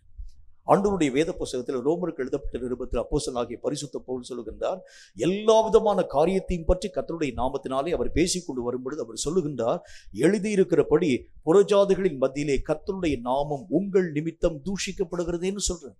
அதுக்கு என்ன காரணம்? சாட்சியற்ற நீ வாழ்க்கை வாழக்கூடியவனாய் விளங்க ஆரம்பிக்கின்றாய். நீ அநேக விதமான தீட்டான காரியங்களை பற்றி நீ பேசுகின்றாய். ஆனால் அந்த காரியங்கள் யாவற்றையும் நீயே செய்யக்கூடியவனாய் விளங்குகின்றாய்.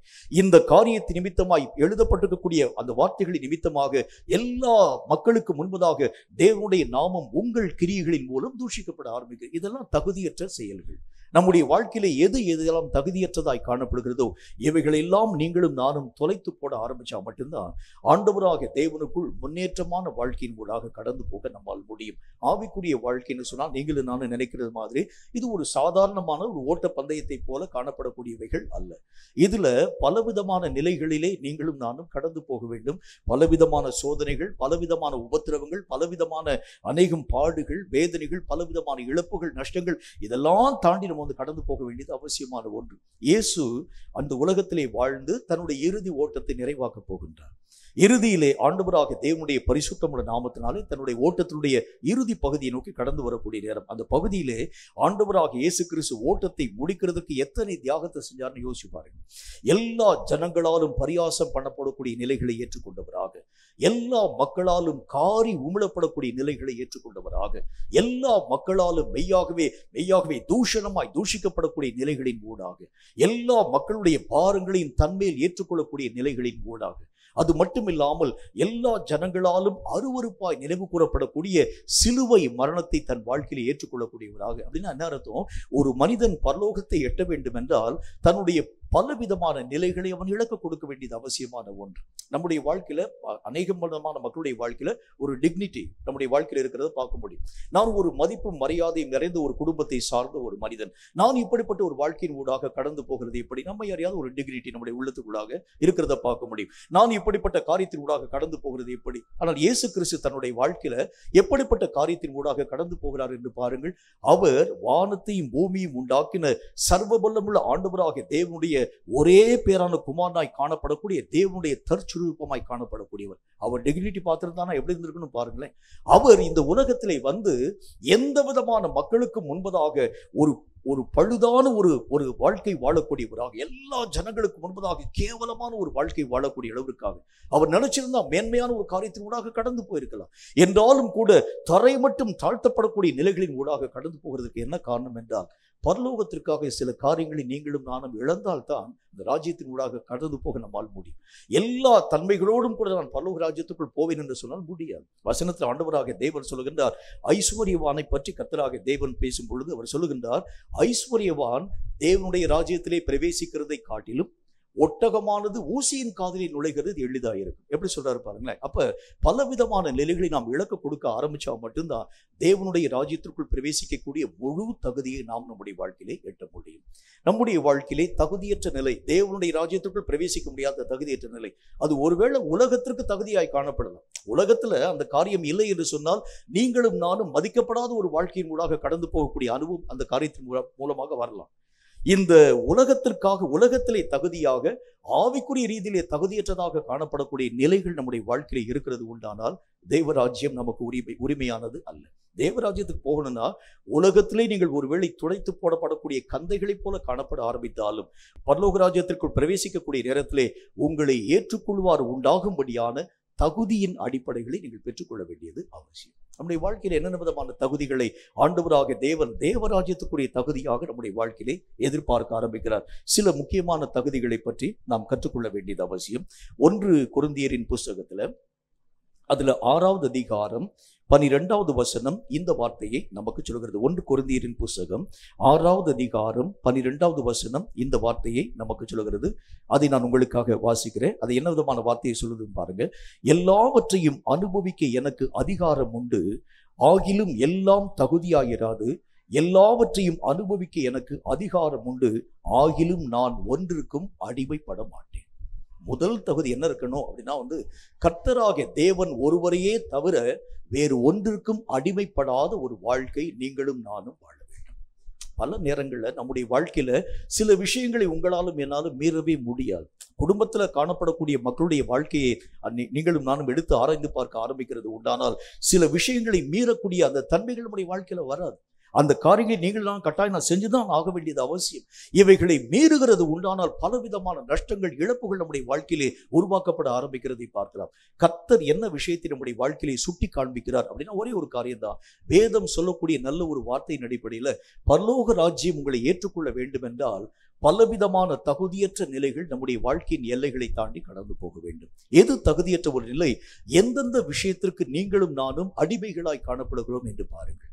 எந்தெந்த காரியத்தை விட்டுவிட உங்களால் முடியல, இவைகளை செய்யாமல் என்னுடைய வாழ்க்கை வாழ என்னால் முடியாது, இந்த மாதிரியான ஒரு வாழ்க்கையின் அந்த தன்மைகளை மீற என்னால் முடியாது, இவைகளுக்கு நான் மெய்யாகவே கட்டுப்படுத்தப்படக்கூடியவனாகவே விளங்க ஆரம்பிக்கிறேன். இந்த மாதிரி ஏதாகிலும் ஒரு அடிமை நுகத்தில் நீங்கள் பின்னி பிணைய ஆரம்பித்திருக்கிறது உண்டானால் பரலோக ராஜ்யத்திலே நீங்களும் நானும் பிரவேசிக்கிறது கடினம். சில நேரங்களில் வேலை பளு நம்மை அடிமை நுகத்திற்குள்ளாக உட்பிரவேசிக்க பண்ண ஆரம்பிக்கிறத பார்க்க முடியும். நம்முடைய குடும்பத்தை மீற முடியாத காரியம் உருவாக்கப்பட ஆரம்பிக்கிறத பார்க்க முடியும்.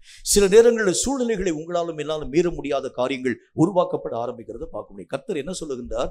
எதற்கும் அடிமைப்படாத ஒரு வாழ்க்கை வாழ ஆரம்பிச்சா மட்டும்தான் பரலோக ராஜ்யம் உங்களை அழைக்கிறது உண்டானால், பரலோக ராஜ்யம் உங்களை கூப்பிட ஆரம்பிக்கிறது உண்டானால் நீங்கள் செய்ய வேண்டிய முதல் காரியம் என்ன?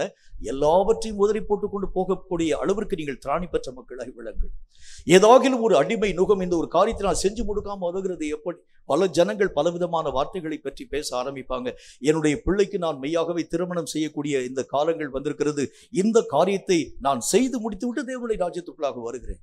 அந்த பிள்ளைக்குரிய எல்லா விதமான திருமணத்துக்குரிய காரியம்லாம் செஞ்சு முடிச்சாச்சு.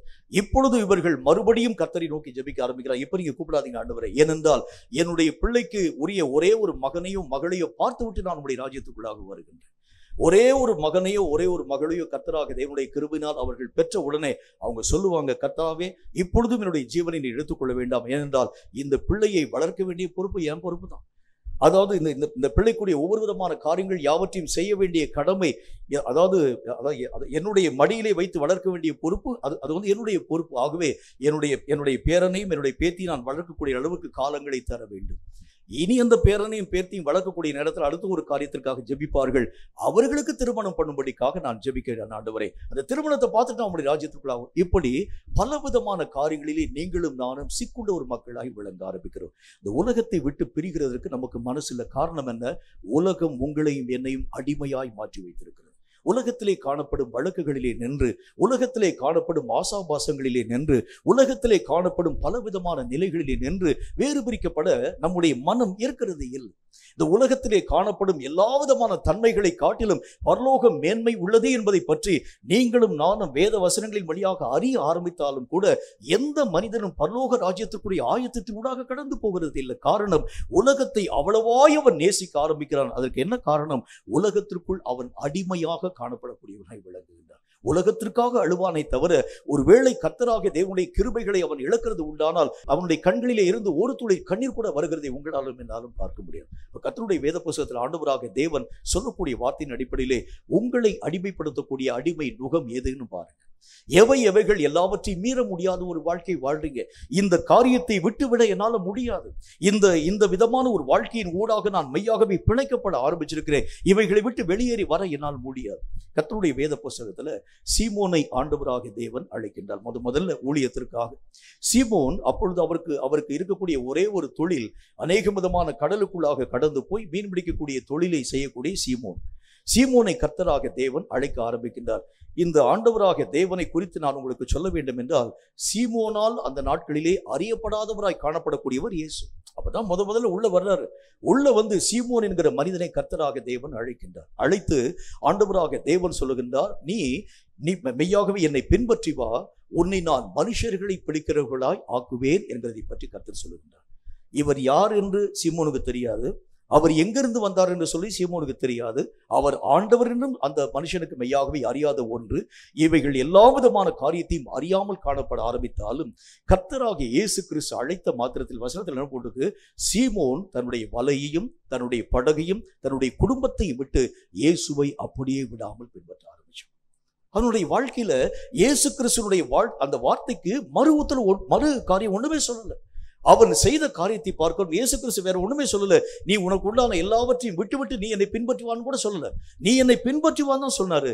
ஆனால் ஆண்டவராக தேவனுடைய நாமத்தினாலே இந்த வார்த்தைகள் சீமோனுக்கு முன்பதாக உச்சரிக்கப்படக்கூடிய நேரத்தில் இவைகள் எல்லாம் பரலோகத்திற்குள் பிரவேசிக்க தகுதியாய் இராது என்பதை அறிந்த சீமோன் எல்லாவற்றையும் விட்டு இயேசுவை பின்பற்றும்படிக்காய் கடந்து போக ஆரம்பிச்சான். இப்ப உங்களுக்கே தெரியும் எதெல்லாம் உங்களுடைய வாழ்க்கையில தகுதி இல்லைன்னு உங்களுக்கு தெரியும். தகுதியற்ற காரியங்கள் எது எதெல்லாம் உங்களுடைய வாழ்க்கையில் இருக்கிறது நீங்கள் அறிந்த ஒரு விஷயம். சீமோனுக்கு தெரிந்தது, தன்னுடைய வாழ்க்கையிலே படகோடு கூட கர்த்தராகிய தேவனை பின்பற்றுகிறது தகுதியாயிராது, வலையோடு கூட கர்த்தராகிய தேவனை பின்பற்றுகிறது தகுதியாயிராது, என்னுடைய குடும்பத்தோடு கூட கர்த்தராகிய தேவனை பின்பற்றுகிறது தகுதியாயிராது. கர்த்தராகிய தேவன் என்னை அழைத்த மாத்திரத்தில் எல்லாவற்றையும் விட்டு நான் பின்பற்றுவேன் என்று சொல்லக்கூடிய மனிதனாய் அவருடைய நிலைகள் உருமாற்றம் அடைந்ததுக்கு என்ன காரணம்? தகுதியற்ற நிலைகளை சீமோன் தன்னுடைய வாழ்க்கையை புரியக்கூடியவனாய் விளங்க ஆரம்பிச்சான். நம்முடைய வாழ்க்கையிலும் கூட பரலோக ராஜ்யத்திற்குள் பிரவேசிக்க எது எது தடை என்பதை நீங்களும் நானும் அறிந்திருக்கணும். சில நுகங்கள் உங்களை ஜெபிக்க விடாமல் தடுக்கக்கூடியதாய் காணப்பட ஆரம்பிக்கிறத பார்க்க முடியும். சில குடும்பங்கள்ல அநேக விதமான ஆண்டவராகிய தேவனோடு கூட இணைக்கப்பட முடியாத பிரச்சனைகள் உருவாக்கப்பட ஆரம்பிக்கிறதை பார்க்க முடியும். அதாவது நம்ம பார்க்கக்கூடிய பலவிதமான பணிகள்ல உங்களுடைய ஊழியத்திற்கும் உங்களுடைய ஜெபத்திற்கும் விரோதமாக நிறைய தடைகள் உருவாக்கப்பட ஆரம்பிக்கிறத பார்க்கணும். ஆவிக்குரிய வாழ்க்கையிலே வளர முடியாத நிறைய சூழ்நிலைகள் உருவாக்கப்பட ஆரம்பிக்கிறதை பார்க்க முடியும். இவைகள் எல்லாம் பரலோகத்திற்குள் பிரவேசிக்க தகுதியற்றவைகள்.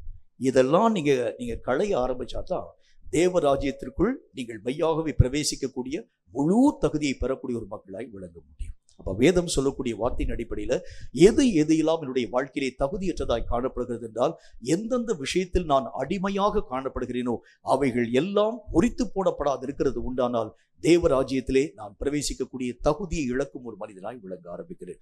அந்த கர்த்தராகிய தேவனுக்குள் ஓட்டத்தை நம்ம நல்லா தான் ஓட ஆரம்பிச்சோம். துவங்கக்கூடிய அந்த ஓட்டம் நல்ல ஒரு ஓட்டம் தான். ஆனால் முடிவை நீங்களும் நானும் எப்படி முடிக்கப் போகிறோம் என்று பாருங்கள். தகுதியற்ற குப்பைகளையும் தகுதியற்ற அநேக விதமான காரியங்களையும் சுமந்து தேவராஜ்யத்தை நாம் இழக்கப் போகிறோமா, அல்லது தகுதியற்ற காரியங்களை நீங்களும் நானும் புறம்பாக்கி போட்டு தேவராஜ்யத்துக்குள் பிரவேசிக்க போகிறோமா? இந்த சாய்ஸ் நம்முடைய கரங்களிலே கொடுக்கப்படக்கூடிய ஒன்று. ஆண்டவராகிய தேவனுக்கென்று எவைகளெல்லாம் நாம் இழக்க கொடுக்க ஆரம்பிக்கிறோமோ அப்பொழுதுதான் பரலோகத்திலே மிகுந்த மகிமையை நீங்களும் நானும் பெற்றுக்கொள்ள முடியும். இயேசு கிறிஸ்து இந்த உலகத்திலே வாழக்கூடிய அந்த வாழ்க்கையினுடைய நேரத்தில் தனக்கு உண்டான எல்லா மேன்மைகளையும் அவர் இழக்க கொடுக்க ஆரம்பித்தார். அதனால்தான் பிதாவாகிய தேவனுடைய வலது பாரசத்திலே ஆண்டவராகிய தேவன் போய் உட்காரக்கூடிய நிலைகளை நீங்களும் நானும் பார்க்க முடியும். இப்ப நீங்க ஒரு நல்ல ஒரு கேள்வி ஒன்று கேட்டு பாருங்க. நான் பரலோகத்திற்காக எவைகள் எல்லாவற்றையும் இழந்திருக்கிறேன்னு பாருங்க, யோசிச்சு பாருங்க. நான் ஆண்டவராகிய தேவனுடைய ராஜ்யத்திற்குள் பிரவேசிக்க வேண்டும் என்கிற ஆசை எனக்குள்ள இருக்கு. ஆண்டவராகிய தேவனுடைய ராஜ்யத்திற்குள் போக வேண்டும் என்கிற விருப்பம் இருக்கிறது. ஆனால் அந்த ராஜ்யத்திற்குள்ளாக பிரவேசிக்கத்தக்கதாக நான் எவைகள் எல்லாவற்றையும் கர்த்தருடைய நாமத்தின் மகிமைக்கு நான் இழக்கும்படிக்காக ஒப்புக் கொடுத்திருக்கிறேன். என் தூக்கத்தை விட்டுருக்கிறேனா, என்னுடைய சாப்பாட்டை நான் விட்டுருக்கிறேனா, எனக்கு உண்டான குடும்பத்தை நான் விட்டுருக்கிறேனா, எனக்கு உண்டான வேலையை நான் விட்டுருக்கிறேனா, எதையும் இழக்காமல் தேவனுடைய ராஜ்யத்தை பெறுகிறது எப்படி? ஒரு காசு கொடுக்காம அநேக விதமான பொருளை நாம் நம்முடைய தேவைக்குரிய அந்த பொருள்கள் யாவற்றையும் கடையில் இருந்து வாங்குகிறது எப்படி? அதற்கு சில விஷயங்களை நீங்க கொடுக்க ஆரம்பிச்சா தான் அந்த பொருளை நீங்கள் எந்த விதமான தடையும் இல்லாமல் பெற்றுக்கொள்ள முடியும். விலைக்கிரயம் கொடுக்காமல் தேவனுடைய ராஜ்யத்தை நீங்களும் நானும் பெற்றுக்கொள்கிறது எப்ப? அப்ப கர்த்தருடைய வேதம் சொல்கிறதை போல அடிமை நுகங்கள் முதல் காரியம் முறிக்கப்பட ஆரம்பித்தால் மட்டும்தான், அந்த தகுதியினுடைய அடிப்படை நம்முடைய வாழ்க்கையில வர ஆரம்பித்தால் தான் தேவ ராஜ்யத்திலே நீங்களும் நானும் பிரவேசிக்கக்கூடிய முழு தகுதியை பெறக்கூடிய ஒரு மக்களாய் விளங்க முடியும். இரண்டாவது காரியத்தை பாருங்க. கர்த்தருடைய வேதம் சொல்லக்கூடிய மற்றும் ஒரு வார்த்தையின் அடிப்படையில் 1 கொரிந்தியரின் புஸ்தகத்துல 10வது அதிகாரம் 23வது வசனம் இந்த வார்த்தையை நமக்கு சொல்கிறது. 1 கொரிந்தியர் 10வது அதிகாரம் 23வது வசனம் இந்த வார்த்தையை சொல்கிறது. வாசிக்கிறேன், கேளுங்க. அது என்ன சொல்றதுன்னு பாருங்க. எல்லாவற்றையும் அனுபவிக்க எனக்கு அதிகாரம் உண்டு, ஆகிலும் எல்லாம் தகுதியாயிராது. எல்லாவற்றையும் அனுபவிக்க எனக்கு அதிகாரம் உண்டு, ஆனாலும் எல்லாம் பக்தி விருத்தியை உண்டாக்காது. இரண்டாவது காரியம் என்ன அப்படின்னா, பக்தி விருத்திக்கு குறைவாக காணப்படக்கூடிய தன்மைகள் எல்லாம் பரலோகத்துக்குள் பிரவேசிக்கக்கூடிய தகுதியை கெட்டுப்போக பண்ணக்கூடியதாய் விளங்க ஆரம்பிக்கிறது. நான் கர்த்தராகிய தேவனுடைய நாமத்திற்காக பக்தி விருத்தி உருவாக்கப்படக்கூடிய தன்மைகளுக்காக என்னென்ன காரியங்களை நான் நாடக்கூடியவனாய் விளங்க ஆரம்பிக்கிறேன். யோசிச்சு பாருங்களேன்.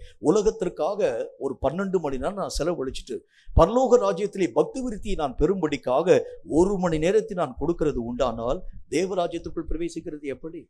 வசனத்தில் ஆண்டவராக தேவன் என்ன சொல்லுகின்றார்? நான் என்னுடைய வாழ்க்கையிலே பக்தி விருத்தியை உருவாக்கக்கூடிய அளவிற்காக ஜெபத்தின் மூலமாய், வேதத்தின் மூலமாய், ஊழியத்தின் மூலமாய், ஆண்டவராக தேவனுடைய காரியங்களை அறியக்கூடிய அறிவின் மூலமாய், தேவனோடு கூட சஞ்சரிக்கக்கூடிய அந்த அனுபவங்களின் மூலமாய், இப்படி நான் என்னுடைய பக்தியை வளர்த்துக் கொள்ளக்கூடிய அந்த முறைகளை நான் என்னுடைய வாழ்க்கையை ஆசரிக்க துவங்கினால் மட்டும்தான் அதுதான் பரலோகத்துக்குள் பிரவேசிக்கக்கூடிய முழு தகுதியாய் காணப்படக்கூடிய ஒன்றாக விளங்குகிறது. அந்த நாட்களில் காணப்படக்கூடிய அப்போஸ்தலருடைய வாழ்க்கையை நான் இதற்கு ஒப்பிட்டு சொல்ல முடியும். அப்போஸ்தலர்கள் எல்லாரும் அநேக விதமான நேரங்களில் அவர்கள் போட்டி போட ஆரம்பிச்சாங்க, சண்டை போட ஆரம்பிச்சாங்க. சில நேரத்தில் ஆண்டவராக தேவன் அவர்களோடு கூட பேசிக்கொண்டு வரக்கூடிய நேரத்தில் அவர்களுக்குள் பலவிதமான தர்க்கங்கள் உருவாக்கப்பட்டதை கர்த்தராக தேவன் கண்டு, நீங்க எதை பத்தி பேசிட்டு வரீங்கன்னு கேட்கிறார். கேட்கக்கூடிய நேரத்தில் அவங்க எதை பற்றி அவர்கள் பேச ஆரம்பித்தார்கள் என்றால், ஆண்டவராகிய தேவனுக்கு அருகாமையில் யார் போய் இருக்க முடியும், இப்படித்தான் கேட்க ஆரம்பிச்சாங்க. நீங்களும் நானுமா இருந்தா எதை பத்தி நம்ம தர்க்கம் பண்ண ஆரம்பிச்சிருப்போம், நமக்கு போடப்பட்டிருக்கக்கூடிய காரியங்கள் எந்த விதமான காரியங்களையும் நாம் பெற முடியும், இப்படித்தான் நம்ம பேச ஆரம்பிச்சிருப்போம். இந்த உலக ரீதியான காரியங்களை பற்றி பேசியிருப்போம். அந்த ஆண்டவராகிய தேவனுடைய பரிசுத்தமான நாமத்தினாலே இயேசுவை ஏற்றுக்கொண்டு அப்போஸ்தலர்களுக்குள்ளாக வந்த சண்டைகள், அநேக விதமான பிரச்சனைகள், இவைகள் எல்லாம் எதை பொறுத்து அமைக்கப்பட ஆரம்பித்தது என்று சொன்னால், பரலோகத்திற்குள் பிரவேசிக்கக்கூடிய தகுதியை பற்றியே அவங்க பேசினாங்க. அவர்களுடைய பேச்சு, அவருடைய நினைவு, அவருடைய யோசனை, அவருடைய சிந்தனைகள் எல்லாம் ஆண்டவராக தேவனை பற்றி, தேவனுடைய வார்த்தைகளை பற்றி, தேவனுடைய ராஜ்யத்தை பற்றி. இன்றைக்கு ஜெபம் என்கிற பேர்ல நிறைய மக்கள் செய்யக்கூடிய காரியம் என்ன, முன்பதாகவும் பின்பதாகவும். அதாவது இந்த பேங்க்ல நீங்க போய் பார்த்தீங்கன்னா உங்களுக்கு நல்லாவே தெரியும், 500 ரூபா கட்ட கொண்டு வந்து கொடுப்பாங்க. கொடுக்கக்கூடிய நேரத்தில் முதல்ல ஒரு 10 நோட்டு நல்ல புது நோட்டாக இருக்கு. கடைசி 10 நோட்டு புது நோட்டாக இருக்கு. இடையில இருக்கிறதெல்லாம் ரொம்ப பழசாக இருக்கிறது பார்க்க முடியும். இதே மாதிரி ஆண்டவராக தேவனுடைய நாமத்தில் ஜெபிக்கிறேன் என்று சொல்லக்கூடிய மக்கள் செய்யக்கூடிய காரியம் என்ன, ஆண்டவருடைய சமூகத்தை நோக்கி கொஞ்ச நேரம் ஜெபிப்பாங்க. மீதி எல்லாம் ஊர்க்கதை, வம்பு கதை, அந்த கதை, இந்த கதை, எல்லா காரியங்களும். கர்த்தருடைய வேதம் என்ன சொல்கிறது, பக்தி விருத்திக்கு ஏதுவாக நீங்களும் நானும் முயற்சிக்க வேண்டும். ஒவ்வொரு வினாடி நேரத்தை நீங்கள் இழக்க ஆரம்பிக்கிறது உண்டானால், பக்தி விருத்திக்குரிய காரியங்களை பற்றிதான அந்த உணர்வு நம்முடைய வாழ்க்கையிலே காணப்படாது இருக்கிறது உண்டானால், பரலோகத்திற்குள் போகக்கூடிய தகுதியை கொஞ்சம் கொஞ்சமாக நீங்கள் எழுந்து கொண்டே வர ஆரம்பிக்கிறீங்க. ஒருவேளை நம்ம நினைக்கலாம், நான் ஆண்டவராக தேவனால் ரட்சிக்கப்பட்டிருக்கிறேன், பரலோக ராஜ்யம் எனக்கு உரியது. இல்லை. இந்த பரலோக ராஜ்யத்திற்குரிய பக்தி விருத்திக்குரிய காரியங்களை நீங்கள் நாள்தோறும் தேடினால் மட்டும்தான், ஒவ்வொரு நாளும் இந்த காரியத்திற்காக நீங்களும் நானும் பிரயாசப்பட ஆரம்பிச்சாதான் இந்த பரலோக ராஜ்யத்துக்குரிய முழு தகுதியை நீங்கள் தடையில்லாமல் பெற்றுக்கொள்ள முடியும். பரலோக ராஜ்யத்துக்குரிய தகுதி நம்ம நினைக்கிறது மாதிரி, அதாவது நம்முடைய ஸ்கூல்ல படிக்கக்கூடிய காலங்கள் எக்ஸாமினேஷனுக்கு முன்னால நம்ம உட்கார்ந்து நம்ம அந்த புக்ஸை யாவற்றை எடுப்போம் பாருங்க, அந்த மாதிரிலாம் கிடையாது. இந்த பரலோக ராஜ்யத்துக்குள் பிரவேசிக்க வேண்டும் என்றால் நாள்தோறும் நீங்களும் நானும் உழைக்க வேண்டியது அவசியம். பக்தி விருத்திக்குரிய காரியங்கள் எங்கெங்கெல்லாம் சிதறி இருக்க ஆரம்பிக்கிறது, எங்கெங்கெல்லாம் பக்தி விருத்திக்குரிய காரியங்கள் உருவாக்கப்பட்டிருக்கிறது. ஒரு இடத்தில் நான் விசுவாசத்தை பார்க்கிறேன், ஒரு இடத்திலே கர்த்தராகிய தேவன் பேரிலே பாராட்டக்கூடிய பக்தி வைராக்கியத்தை பார்க்கிறேன், இன்னொரு இடத்திலே ஜெபத்திலே உறுதியாய் காத்திருக்கக்கூடிய மனுஷனுடைய நிலைகளை பார்க்கிறேன். இப்படி சொல்லப்பட்டிருக்கக்கூடிய பல விதமான பக்தி விருத்திக்குரிய காரியங்களை நீங்களும் நானும் தேடி தேடி நம்முடைய வாழ்க்கையிலே ஏற்றுக்கொள்ள ஆரம்பித்தால் மட்டும்தான் பரலோக ராஜ்யத்திற்குள் பிரவேசிக்கக்கூடிய முழு தகுதியை நாம் நம்முடைய வாழ்க்கையிலே தடை இல்லாமல் பெற்றுக்கொள்ள முடியும். இப்போ நம்முடைய நேரத்தையும் காலத்தை நம்ம எப்படி விரயம் பண்ணுகிறோம் என்று பாருங்கள். ஒவ்வொரு வினாடியும் உங்களுக்கு எனக்கு மிகவும் முக்கியத்துவம் வாய்ந்த ஒன்று. ஒவ்வொரு வினாடி நேரமும் பரலோகத்துக்குரிய தன்மைகள் நமக்கு முன்பதாக அறிவிக்கப்படக்கூடிய ஒன்று. நீங்கள் அவைகளுக்காக உங்கள் வாழ்க்கையை பயன்படுத்துகிறது உண்டானால் அவைகளுக்குரிய முழு மகிமையை தடை இல்லாமல் பெற்றுக்கொள்ள முடியும். 2 விஷயம் நம்முடைய வாழ்க்கையில் கொடுக்கப்படுகிறது. ஒன்று, பரலோகத்துக்குள் பிரவேசிக்கக்கூடிய தகுதியின் அடிப்படையும் கொடுக்கப்படுகிறது, உலக ரீதியான வாழ்க்கையினுடைய அடிப்படையும் கொடுக்கப்படுகிறது. எதை நம்ம எடுக்கிறோமோ அதற்கேற்ற மகிமையை நீங்களும் நானும் பெற்றுக்கொள்ள முடியும். உலகத்துக்குரிய காரியத்தை எடுத்தா உலகத்துல மேன்மையான ஒரு வாழ்க்கை வாழலாம், ஆனால் பரலோகம் உங்களை அறியாது. உங்களை பத்தி எங்களுக்கு தெரியவே தெரியாத, அதாவது உங்களுடைய பேர் கூட இந்த ராஜ்யத்துக்குள்ளாக இல்லை என்பதை பற்றி அவங்க பேசிடுவாங்க. பரலோகத்திலே நீங்கள் அறிமுகமாக்கப்பட வேண்டும் என்றால் உலகத்திலே நீங்களும் நானும் அந்நியர்களாய் காணப்பட வேண்டியது அவசியம். பக்தி உரித்துக்குரிய காரியங்களின் நோக்கி நீங்களும் நானும் கடந்து போக ஆரம்பிச்சா மட்டும்தான் இந்த தேவனுடைய ராஜ்யத்தின் முழு மகிமையை தடையில்லாமல் உங்கள் வாழ்க்கையிலும் என் வாழ்க்கையும் பெற்றுக்கொள்ள முடியும். அந்த நாட்களிலே காணப்பட்டிருக்கக்கூடிய அப்போஸ்தலர்களும் சரி, ஆண்டவராகிய தேவனை பின்பற்றக்கூடிய சீஷர்களும் சரி, எல்லா நேரத்திலும் தேவ ராஜ்யத்தை பற்றியும் ஆண்டவராகிய தேவனால் சொல்லப்பட்டிருக்கக்கூடிய கர்த்தருடைய வார்த்தைகளையும் பற்றியும் தான் அவர்களுடைய மனம் மெய்யாகவே அவைகள் யாவற்றையும் பற்றி யோசிக்கக்கூடியதாய் விளங்கிட்டே தவிர உலக ரீதியான எந்த விதமான தன்மைகளின் ஊடாக மனம் இங்கும் அங்கும் அலைமோதக்கூடியதாக உங்களாலும் என்னாலும் பார்க்கவே முடியாது. அப்ப நம்முடைய வாழ்க்கையிலே இந்த பிரயோஜனம் இல்லாத இருக்கக்கூடிய காரியங்களை அப்புறமாக்கி பக்தி விருத்திக்கு ஏதுவான காரியங்களுக்கு நேராக நீங்கள் கடந்து போகிறதால் ஒரு ரட்சிக்கப்பட்ட ஆவிக்குரிய மனுஷனுடைய வாழ்க்கையின் முழு தகுதியாக காணப்படக்கூடிய ஒன்று என்று கர்த்தர் நமக்கு சொல்கிறார். எதெல்லாம் தகுதியற்றது? பக்தி விருத்தியை உருவாக்காது இருக்கக்கூடிய எல்லா தன்மைகளும் தகுதியற்றது. எந்தெந்த காரியங்கள் என்னுடைய வாழ்க்கையில இழக்க வேண்டும், தகுதியற்ற காரியங்களை நான் புறம்பாக்க வேண்டும். இவைகள் எல்லாம் பரலோகத்திற்குள் பிரவேசிக்கக்கூடிய எல்லா விதமான தகுதியின் அடிப்படையில் என்னுடைய வாழ்க்கையை விட்டு அப்புறமாக்கக்கூடியதாக விளங்குகிறதுனால இந்த காரியங்களை பற்றி நான் மிகுந்த ஜாக்கிரதை உள்ளவனாக விளங்க வேண்டியது அவசியம். மூணாவது ஒரு காரியத்தை பாருங்க. கர்த்தருடைய வேதம் சொல்லக்கூடிய மற்றும் ஒரு வார்த்தையின் அடிப்படையில் லூக்கா எழுதின சுவிசேஷத்துல 9வது அதிகாரம் 62வது வசனம் இந்த வார்த்தையை நமக்கு சொல்கிறது. லூக்கா எழுதின சுவிசேஷம் 9வது அதிகாரம் 62வது வசனம் இந்த வார்த்தையை சொல்கிறது. வாசிக்கிறேன், கேளுங்கள். அது என்ன சொல்லுதுன்னு பாருங்க. அதற்கு இயேசு கலப்பையின் மேல் தன் கையை வைத்து பின்னிட்டு பார்க்கிற எவனும் தேவனுடைய ராஜ்யத்திற்கு தகுதி உள்ளவன் அல்ல என்றார். நிறைய நேரங்கள்ல இந்த ஆவிக்குரிய வாழ்க்கையிலே வரக்கூடிய பின்மாற்றங்கள், இந்த பின்மாற்றங்கள் என்று அழைக்கப்படக்கூடியது, நான் உங்களுக்கு சில விஷயங்களை சொல்ல வேண்டியது அவசியம். ஒரே நாளில் இந்த பின்மாற்றத்தினுடைய நிலைகள் நம்முடைய வாழ்க்கையில வராது. கொஞ்சம் கொஞ்சமாய் இந்த விலகக்கூடிய விலக்கம் நம்மை அறியாமல் நம்முடைய வாழ்க்கையில உருவாக்கப்பட ஆரம்பிக்கிறத பார்க்க முடியும். ஒரு ஆரம்ப நாட்கள்ல, நீங்கள் ரட்சிக்கப்படக்கூடிய ஆரம்ப நாட்கள்ல நீங்கள் கொண்டிருக்கக்கூடிய அந்த ஆவிக்குரிய ஆரம்ப வைராக்கியத்தினுடைய நிலை இன்றைக்கு என்னுடைய வாழ்க்கையில இருக்கிறதா என்பதை முதல் விஷயமாய் நீங்களும் நானும் ஆராய்ச்சி பார்க்கணும். ஒரு காலத்தில் ஜெபம் என்று சொன்னால் நெருப்பாய் பற்றி எறிய ஆரம்பிச்சோம். ஜெபத்தை முடிக்கிறதுக்கே நமக்கு மனசு வராது. வேத வசனங்களை நாம் வாசிக்க ஆரம்பிக்கிறது உண்டானால் வசனத்தை மூடி வைக்க நமக்கு மனசு வராது. கர்த்தராக தேவனுடைய காரியம் என்றால் நெருப்பாய் பற்றி எறியும் ஒரு மக்களாய் நீங்களும் நானும் விளங்க ஆரம்பிச்சோம். ஆனால் இன்றைக்கு நம்முடைய ஆவிக்குரிய நிலைகளை நாம் ஆராய்ந்து பார்க்க ஆரம்பிக்கிறது உண்டானால் உலகத்துக்குண்டான நேரங்கள் எல்லாம் போக மீதியான நேரத்தை கர்த்தராக தேவனுக்கு நீங்களும் நானும் கொடுக்கக்கூடிய ஒரு மக்களாய் விளங்க ஆரம்பிக்கிறோம். ஒரு காலத்துல நம்ம என்ன செஞ்சோம் பாருங்க, முதல் நேரத்தை கர்த்தருக்கு தான். ஆண்டவராக தேவனை தவிர வேறு எந்த விதமான காரியத்தின் மேலும் என்னுடைய மனம் மெய்யாகவே பற்றுதலாய் காணப்படாது. கர்த்தர் ஒருவர் தான் என்னுடைய வாழ்க்கையிலே பிரதான பங்கு வகிக்கக்கூடியவர். அவருக்கே என்னுடைய உயிரை நான் தருவேன், அவருக்கே எல்லா விதமான காரியத்தையும் தருவேன். ஆனா இன்னைக்கு பார்க்கிறோம், இந்த உலகத்துக்குரிய காரியங்களுக்குரிய நேரங்கள் எல்லாம் போக மீதியான துளி நேரங்களைத்தான் கர்த்தருக்கு நீங்களும் நானும் செலவு பண்ண ஆரம்பிக்கிறோம். என்றைக்காகிலும் ஒரு நாள் நீங்க யோசிச்சு பாருங்க, என்றைக்காகிலும் ஒரு நாள் ஆண்டவராகிய தேவனுக்கென்று முழு நேரத்தையும் கொடுக்கும் ஒரு மனிதனால் நான் காணப்படுகிறேன். நான் பாருங்க, எதையாகிலும் ஒரு காரியத்தை நான் செய்ய ஆரம்பிக்கிறது உண்டானால் கர்த்தருக்குள் முழு மனதோடு அந்த விஷயத்தை நான் செய்யக்கூடிய நான் விளங்க ஆரம்பிக்கிறேன். பாருங்க, ஒரு காலத்தில் ஜெபத்திலே நீங்களும் நானும் முழுமையாய் தரித்திருக்க ஆரம்பிச்சோம். கர்த்தராகிய தேவனுடைய காரியங்களை அறியக்கூடிய அறிவுக்காக இங்கும் அங்கும் அலைந்து ஓடக்கூடிய ஒரு மக்களாய் விளங்க ஆரம்பித்ததை பார்க்க முடியும். கொஞ்சம் வருஷத்துக்கு முன்னால் நடந்த ஒரு சம்பவத்தை உங்களுக்கு நான் சொல்ல வேண்டியது அவசியம்.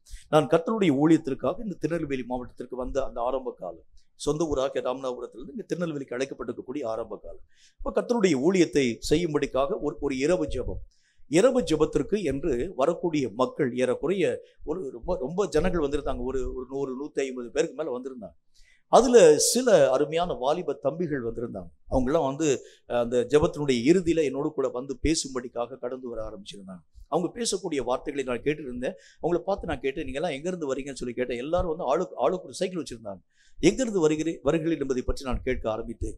ஏறக்குறைய 28 கிலோமீட்டர்ல இருந்து 30 கிலோமீட்டர் தூரத்தில் இருக்கக்கூடிய ஓடை மரிச்சான் என்கிற ஊர்ல இருந்து நாங்கள் சைக்கிளிலேயே கடந்து வந்து இரவு ஜெபம் முடித்து சைக்கிள்லேயே நாங்கள் பயணப்பட ஆரம்பிப்போம்னு சொன்னாங்க.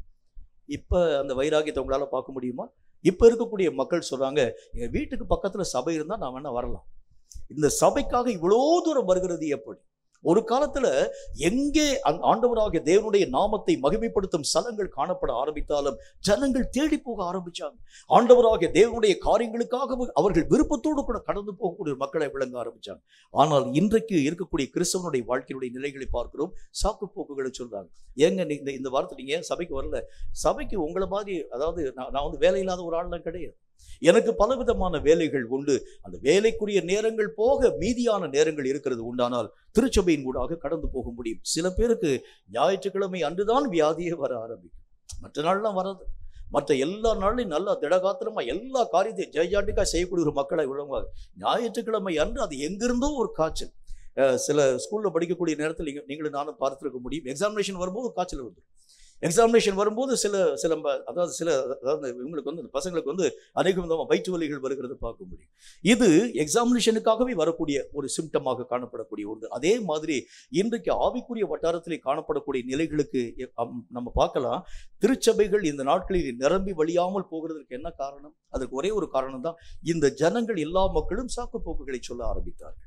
காரணம், வேதம் சொல்லக்கூடிய வார்த்தையின்படி பின்னிட்டு திரும்பும் அனுபவம் அவர்களை அறியாமல் அவர்களுக்குள் வந்தது. ஒரு காலத்துல ஆண்டவராகிய தேவனுக்குள் நீங்களும் நானும் நிறைய நேரங்களை செலவு பண்ணக்கூடிய ஒரு மக்களாய், நேரம் போகிறதே தெரியாமல் கர்த்தருடைய காரியங்களுக்காக காத்திருக்கக்கூடிய ஒரு மக்களாய், இன்றைக்கு கர்த்தருடைய வார்த்தைகள் கொஞ்சம் ஒரு 5 நிமிஷம் எக்ஸ்ட்ரா நம்ம பேசிட்டோம்னு வச்சுங்களேன், அவர்கள் எங்கும் அங்கும் பார்க்க ஆரம்பிக்கிறதை பார்க்க முடியும்.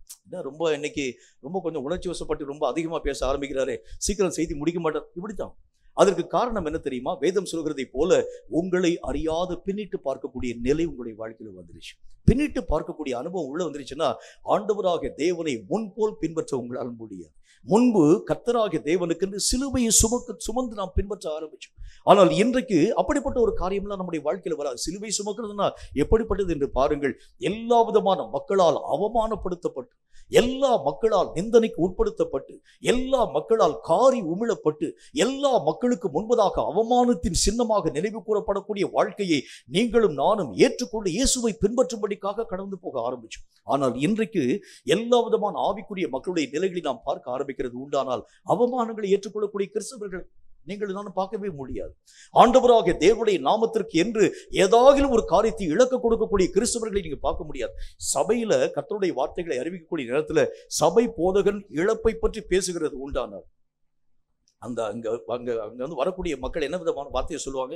இது ஒரு சபைக்கு போயிட்டு வந்தது மாதிரி இருக்கு, ஒரு இளவு வீட்டுக்கு போயிட்டு வந்த மாதிரி இருக்கு. அவர் எல்லா விதமான நேரத்திலும் இழப்பை பற்றியே பேசிக்கொண்டு இருக்கின்றார். இந்த காரியத்தை இழக்கணும், அந்த காரியத்தை இழக்கணும், அந்த காரியத்தை இழக்கணும் என்று சொல்லி கர்த்தருடைய வேதம் சொல்கிறது, எதையும் இழக்காமல் பரலோகத்துக்குள் போக முடியாது. இந்த உலகத்திலே காணப்படும் நியதிகளோடு கூட பரலோக ராஜ்யத்தை நீங்களும் நானும் கடந்து போய் உள்ள கூட உங்களால் என்ட்ரு பண்ண முடியாது. இவைகளிலே பலவிதமான இழப்புகள் நம்முடைய வாழ்க்கையிலே வர ஆரம்பிச்சா மட்டும்தான் வேதம் சொல்லக்கூடிய வார்த்தையின்படி சில காரியங்களை நீங்களும் நான் இழந்துதான் தீர வேண்டியது அவசியம். பரலோகம் சொல்லும், ஆண்டவருடைய ராஜ்யத்திற்குள் போக வேண்டும் என்று சொன்னால் அதிகாலை இருட்டோடு 2 மணி 3 மணிக்கு எழுந்திருந்து ஜெபிக்க வேண்டும் என்று சொல்லும். இழப்பு வரணும். அந்த தூக்கம், அந்த நேரத்தில் நல்ல ஒரு தூக்கத்தை இழக்க வேண்டியது அவசியம். அப்படி இழந்தா தான் பரலோக ராஜ்யத்தில் பலவிதமான பொக்கிஷங்களை சேர்க்க உங்களாலும் என்னாலும் முடியும். பரலோக ராஜ்யம் பலவிதமான அந்த காரியங்களை உங்களுக்கும் எனக்கும் பேசக்கூடியதாய் விளங்க ஆரம்பிக்கிறது. ரொம்ப சுகவீனமாய் காணப்படக்கூடிய நேரத்தில், பலவீனமாய் காணப்படக்கூடிய நேரத்தில் இந்த பரலோக ராஜ்யம் நம்மை பார்த்து சொல்லும், இந்த பலவீனத்திலும் தேவனை நோக்கி நீ ஊக்கமான விஷயமாய் காத்திருக்க வேண்டும். ஃபாஸ்டிங்கிறது நீ ஜெபம் பண்ணு சொல்லு. ஐயோ எனக்கு வந்து அல்சர் கம்ப்ளைண்ட் வந்திருக்கேன் ஆண்டவரே, எப்படி நான் இல்லை பரலோக ராஜ்யத்திற்குள் சில விஷயங்களை நீங்களும் நானும் இழக்க ஆரம்பித்தால் தான் அந்த ராஜ்யத்திற்குள் பிரவேசிக்கக்கூடிய முழு தகுதியை பெற்றுக்கொள்ளக்கூடிய ஒரு மக்களாய் விளங்க முடியும். கேட்கும் கர்த்தருடைய பிள்ளையே, எதையும் இழக்காமல் பரலோகத்திற்குள் போக வேண்டும் என்றால் முடியாது. இயேசுவே ஆண்டவராகிய தேவனுடைய வலது பார்சத்திலே சென்று அமர்கிறதற்காக தன்னுடைய ஜீவனை இழக்கும்படிக்காய் ஒப்புக் கொடுக்க ஆரம்பித்தார். அப்போஸ்தலர்கள் எல்லாரும் லாபமாய் காணப்பட்ட எல்லா விஷயங்களையும் நஷ்டமாக இழக்க கொடுக்கும்படிக்காய் கடந்து போக ஆரம்பிச்சாங்க. அவர்கள் ஒருவராகிலும் முன் வைத்த காலை பின்னிட்டு வைக்காத அளவிற்காக கடைசி வரைக்கும் தீவிரமாய் ஓடி தங்களுடைய இலக்கை எட்டும்படிக்காய் கடந்து போக ஆரம்பிக்கிறதை பார்க்க முடியும். வேதம் சொல்லக்கூடிய வார்த்தையின்படியே ஆண்டவர் சொல்லுகின்றார், யார் தேவனுடைய ராஜ்யத்துக்கு தகுதியற்றவனாய் விளங்குகின்றார்? கர்த்தருடைய வேதம் சொல்கிறதை போல கலப்பையிலே கரங்களை வைத்துவிட்டு பின்னிட்டு பார்க்கிறவன் எவனும் தேவனுடைய ராஜ்யத்துக்குள் பிரவேசிக்கக்கூடிய தகுதியை இழக்க ஆரம்பிக்கிறார். உங்க வாழ்க்கையில எந்தெந்த விஷயத்தில் நாம் பின்னிட்டு போகக்கூடிய ஒரு மக்களாய் விளங்குகிறோம்? முன்பு போல என்னுடைய வாழ்க்கையிலே கர்த்தராகிய தேவனை நேசிக்க முடியல, முன்பு போல கர்த்தராகிய தேவனுக்கு பிரியமான ஒரு வாழ்க்கை வாழ முடியல, உலக ரீதியான காரியங்கள் என்னை நெருக்கக்கூடிய இந்த காலங்கள்ல நான் உலகத்திற்காக ஓடக்கூடிய நேரத்துல கர்த்தருக்கு என்று கொடுக்கக்கூடிய நேரங்களை கொடுக்க என்னால முடியல. கர்த்தருக்கு பிரியமாக நான் என்னுடைய வாழ்க்கை நிலைகளை சீராக்கக்கூடிய ஒரு மனிதனாக இருக்க என்னுடைய வாழ்க்கையினுடைய நிலைகள் அனுமதிக்கிறது இல்லை. இப்படி சாக்கு போக்குகளை சொல்ல ஆரம்பித்தாலே நம்மை அறியாமல் பின்னிட்டு பார்க்கும் அனுபவம் உள்ளே வந்தாயிற்று என்பதை கற்று உணர வேண்டியது அவசியம். கர்த்தருடைய வேதம் சொல்கிறதை போல பின்னிட்டு பார்க்கக்கூடிய எவனாக காணப்பட ஆரம்பித்தாலும், அது ஒருவேளை நீங்களா இருந்தாலும் சரி, பிரசங்கம் பண்ணக்கூடிய ஊழியக்காரனா இருந்தாலும் சரிதான், எவன் ஒருவன் பின்னிட்டு பார்த்தானோ அவன் தேவனுடைய ராஜ்யத்திற்குள் பிரவேசிக்கக்கூடிய தகுதி இழந்து போக ஆரம்பிச்சான். வேதம் சொல்லக்கூடிய வார்த்தையின் அடிப்படையில் மோசே என்கின்ற மனிதனை ஆண்டவராக தேவன் அழைப்பித்து இஸ்ரவேல் மக்கள் யாவரையும் கர்த்தருடைய நாமத்தினாலே அந்த எகிப்தை விட்டு புறப்பட்டு போகும்படியான காரியங்களை உருவாக்கினார். கர்த்தருடைய வார்த்தைகளின்படி மோசே என்கின்ற மனிதன் சாந்த குணமுள்ள மனுஷனாய் காணப்படக்கூடிய மோசே அந்த மக்கள் யாவரையும் அழைப்பித்துக் கொண்டு கடந்து போக ஆரம்பிக்கின்றான். கர்த்தருடைய வார்த்தைகளின்படி அந்த செங்கடலை பிளந்து அந்த பகுதியில் வந்து கடந்து போறாங்க. இங்க இருக்கக்கூடிய ஜனங்கள் எல்லாரும் பல விதமான விஷயங்களுக்காக மோசைக்கு விரோதமாய் முறுமுறுக்கக்கூடிய ஒரு மக்களாய் விளங்க ஆரம்பிச்சாங்க. ஒரு தடவை உங்களுக்கு ரொம்ப தண்ணீர் தாகம் வரக்கூடிய நேரத்துல மோசைக்கு முன்பதாக அவர்கள் நின்று தண்ணீருக்காக வாதாட ஆரம்பிச்சாங்க. மோசே என்கின்ற மனிதன் ரொம்ப பூமியிலே சார்ந்த குணமுள்ள ஒரு மனுஷன் தான். ஆனாலும் கூட இவர்கள் ஒவ்வொரு முறையும் வாதாடிக்கொண்டே வரக்கூடிய அந்த காரியத்தின் நிமித்தமாக கொஞ்சம் கோபப்பட்டு அந்த கன்மலையை பார்த்து பேச வேண்டிய மோசே கன்மலையை 2 முறை அடிச்சிட்டார். அவ்வளவுதான். இந்த ஒரே ஒரு காரியத்தை மோசே செய்ய ஆரம்பிச்சதுனால வேதம் சொல்லக்கூடிய வார்த்தையின் அடிப்படையிலே கர்த்தராகிய தேவன் சொல்லுகின்றார், வாக்கு பண்ணப்பட்ட கானானுக்கு பக்கத்தில் நீ வந்து கூட்டிட்டு வந்திருப்பா மோசே, இனி உன்னுடைய காலத்தை நான் நிறைவாக்கி விட்டு இனி உனக்கு கீழாக இருக்கக்கூடிய மனுஷனை நான் பயன்படுத்தி இந்த ஜனங்கள் யாவரையும் கானானுக்குள் அனுமதிப்பேன். மோசே கர்த்தராகிய தேவனை பார்த்து கெஞ்சிறார், ஆண்டவரே, இவ்வளவு தூரம் கானானை பற்றி பலவிதமான தரிசனங்கள் என்று சொன்னீங்க, சொப்பனங்களின் மூலம் பலவிதமான காரியத்தை காமிச்சிங்க. மோசையை பற்றி வசனத்தை பார்க்கிறோம், அவன் கர்த்தராகிய தேவனுக்கு முன்பதாக நின்று ஒரு தீர்க்கதரிசி, எல்லா விதமான காரியங்கள் யாவற்றையும் கர்த்தராகிய தேவனுடைய சித்தத்தின்படி அறியக்கூடிய அறிவுள்ளவனாய் விளங்கின ஒரு மோசே. ஆண்டவராகிய தேவன் பல நியமங்கள் யாவற்றையும் காண்பிக்கக்கூடிய ஒரு தேவனாய் விளங்குகின்றார். இப்ப நான் கண்ட அந்த கானானை, தரிசனத்துல கண்ட அந்த கானானை நேருக்கு நேரம் போய் பார்க்கறதுக்கு ஒரே ஒரு முறை நீர் எனக்கு அனுமதி தர வேண்டும். கர்த்தராகிய தேவன் அவனை பார்த்து சொல்லுகின்றார், அவன் அவ்வளவு பெரிய ஒரு ஊழியக்காரன், கர்த்தருடைய நாமத்தினாலே அவருடைய வார்த்தைகளை சுமந்து கொண்டு இஸ்ரவேல் மக்கள் யாவரையும் அழைத்துக் கொண்டு வரக்கூடிய தேவனுடைய மனிதன் இன்னும் ஒரு படி மேலே போய் மோசையை பற்றி நான் பேச வேண்டும் என்று சொன்னால், மோசே என்கின்ற மனிதனுக்கு அதாவது கர்த்தருடைய சரித்திர சான்றுகள் சொல்கிறது த பென் ஆஃப் காட் என்று சொல்லி 5 ஆகமங்களையும் யோபுவினுடைய புத்தகத்தையும் எழுதினவன் இந்த மோசே தான். அவ்வளோ பெரிய காரியங்களை செய்த ஒரு மனிதன் ஆண்டவராக தேவனுடைய பரிசுத்தமுள்ள நியமங்களுக்கு விரோதமாய் ஒரே ஒரு விஷயத்தை செய்ய ஆரம்பிச்சதுனால கர்த்தர் அவன் மேல் கோபம் உண்டவர் ஆகி, போதும் இனி இந்த காரியத்தை குறித்து என்னோடு கூட பேசாதுன்னு சொல்லிட்டார். இப்போ வேதம் சொல்லக்கூடிய வார்த்தையின்படி எவ்வளோ பெரிய ஒரு ஊழியக்காரனாய் காணப்பட ஆரம்பித்தாலும் பின்னிட்டு போகும் அனுபவம் என்னுடைய மனதளவில் உள்ள வந்துச்சுன்னா கூட தேவராஜ்யத்திற்குள் நானும் உள்ள போக முடியாது.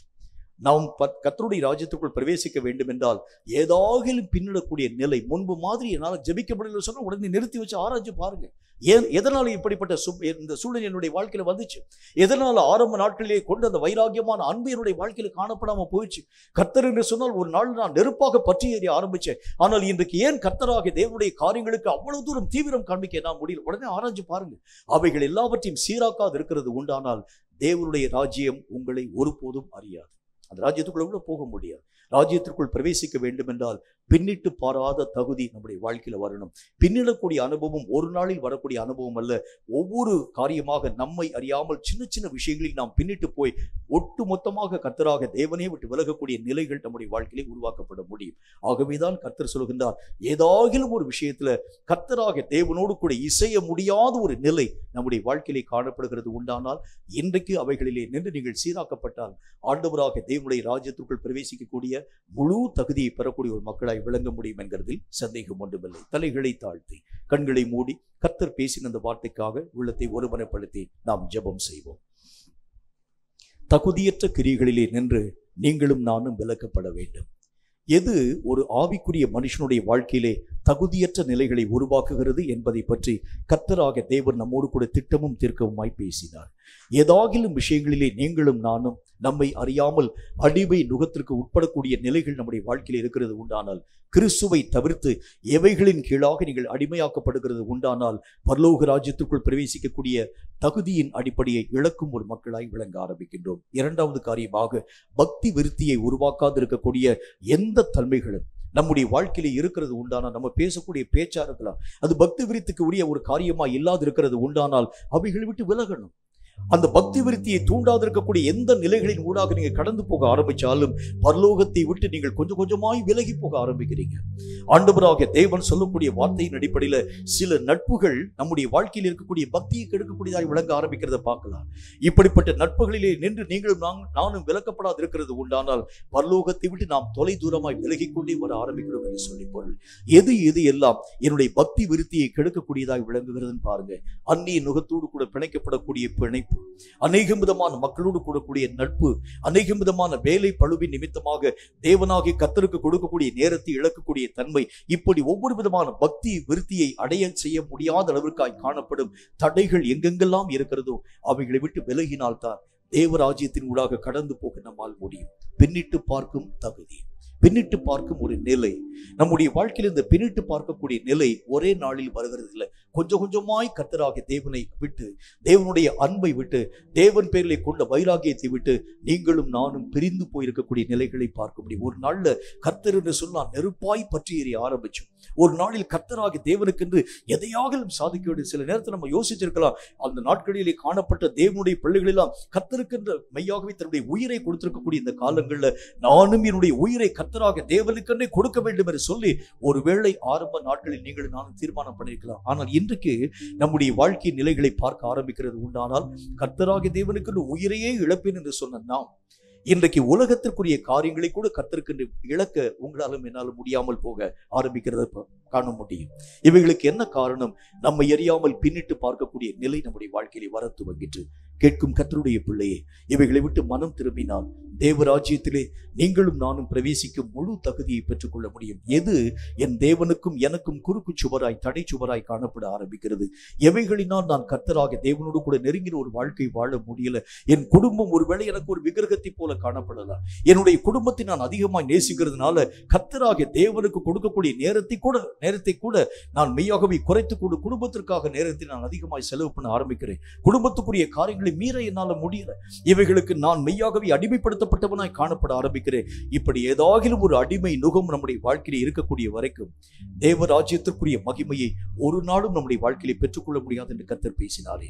கர்த்தர் பேசின அந்த வார்த்தையின் அடிப்படையில் நம்முடைய உள்ளத்தை நாம் ஒரு முறை ஆராய்ந்து பார்ப்போம். கர்த்தாவே, நான் எதற்காக இந்த உலகத்திலே ஆண்டவராக தேவனால் உருவாக்கப்பட்டு உம்முடைய ராஜ்யத்தை வந்து அடையவும் உம்முடைய சித்தத்தை இந்த பூமியிலே நிறைவாக்குவோமே நீர் என்னை அபிஷேகித்து இந்த உலகத்திலே அனுமதித்தீர். ஆனால் நானும் வழி தப்பி அநேகம் விதமான காரியங்களினாலே உருவக்கு தூண்டவனாக கர்த்தருடைய பரிசுத்தமுள்ள நியமங்களுக்கு எதிர்த்து நிற்கக்கூடியவனாக தேவராஜ்யத்தை விட்டு தொலை தூரமாய் விலகி போன ஒரு வாழ்க்கை வாழ்ந்து கொண்டிருக்க ஆரம்பிக்கிறேன். என்னை மீண்டும் உம்முடைய பாதையிலே சீரான வழியிலே வந்து நிறுத்தி என்னை சீர்படுத்த வேண்டும் என்று நான் ஜெபிக்கிறேன் என்று கர்த்தரை நோக்கி நாம் ஜெபிக்கிறது உண்டானால் சீர்கேடுகளிலே நின்று தேவன் உங்கள் ஒவ்வொருவரையும் விலக்கி ரட்சிப்பார் என்பதில் சந்தேகம் ஒன்றுமில்லை. எங்களை அதிகமாய் நேசிக்கிற எங்கள் அன்பின் பரலோக பிதாவை, உரைக்கப்பட்ட இந்த பரிசுத்தமுள்ள வார்த்தைகளுக்காக ஸ்தோத்திரம். யார் யாருடைய வாழ்க்கையிலே இப்படிப்பட்ட தகுதியற்ற நிலைகளினாலே சீர்கேடுகள் உருவாக்கப்பட்டிருக்கிறதோ அவைகள் ஒவ்வொன்றையும் அவர்கள் விட்டு விலகி தேவ ராஜ்யத்திற்கு என்று பல காரியங்களை இழந்து ஆண்டவராகிய தேவனுடைய ராஜ்யத்திற்குள் பிரவேசிக்கக்கூடிய முழு தகுதியும் அவர்கள் தங்கள் வாழ்க்கையிலே பெற்றுக்கொள்ள ஏற்ற கிருபைகளை தந்து ஆசீர்வதிக்க வேண்டும் என்று நான் ஜெபிக்கிறேன். வசனங்களை கற்கக்கூடிய மக்களாய் மட்டுமல்ல, கற்றுக்கொண்ட வசனங்களிலே ஒவ்வொருவரும் தங்கள் வாழ்க்கையிலே நிலைத்து நின்று அந்த வசனங்களை தங்களுடைய வாழ்க்கையிலே பயன்படுத்தி தேவனுக்கு பிரியமுள்ள ஒரு மக்களாக உருவாக்கப்பட கிருபை தந்து ஆசீர்வதிக்க வேண்டும் என்று நான் வேண்டிக் கொள்கிறேன். இந்த வசனங்கள் ஒவ்வொன்றும் உடைய பிள்ளைகளுடைய மனதிலே ஆண்டவராக தேவனுக்குள் நல்ல ஒரு உணர்வை உருவாக்கி தருவதாக, கற்றுக்கொண்ட வசனங்களிலே அடைந்த அந்த உணர்வை அவர்கள் ஒருபோதும் இழந்து போய்விடாதபடி ஆண்டவராக தேவனுக்கு பிரியமான ஒரு வாழ்க்கை வாழ ஏற்ற கிருபைகளை தந்து ஆசீர்வதிக்க வேண்டும் என்று இயேசு கிறிஸ்துவின் பரிசுத்தமுள்ள நாமத்தினால் வேண்டிக் கொள்கிறோம். எங்கள் பரிசுத்தமுள்ள நல்ல பிதாவே, ஆமீன் ஆமீன். கர்த்தருடைய ஆசீர்வாதத்தை ஆமீன் என்று சொல்லி நாம் பெற்றுக்கொள்வோம். கர்த்தர் உன்னை ஆசீர்வதித்து உன்னை காக்க கடவர். ஆமீன். கர்த்தர் தம்முடைய முகத்தை உன்மேல் பிரகாசிக்க பண்ணி உன்மேல் கிருபையாய் இருக்க கடவர். ஆமீன். கர்த்தர் தம்முடைய முகத்தை உன்மேல் பிரசன்னமாக்கி உனக்கு சமாதானம் கட்டளையிட கடவர். ஆமீன். என் ஆத்துமாவே கர்த்தரை ஸ்தோத்திரி, என் முழு உள்ளமினுடைய பரிசுத்த நாமத்தை ஸ்தோத்திரி.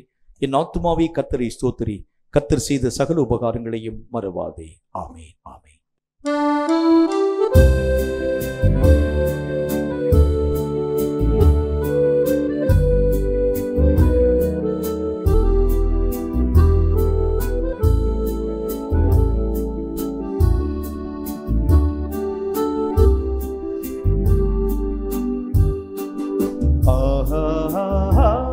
அல்லேலூயா, ஆஹா அல்லேலூயா, ஆஹா அல்லேலூயா, ஆஹா அல்லேலூயா, ஆஹா அல்லேலூயா, ஆஹா அல்லேலூயா, ஆஹா அல்லேலூயா,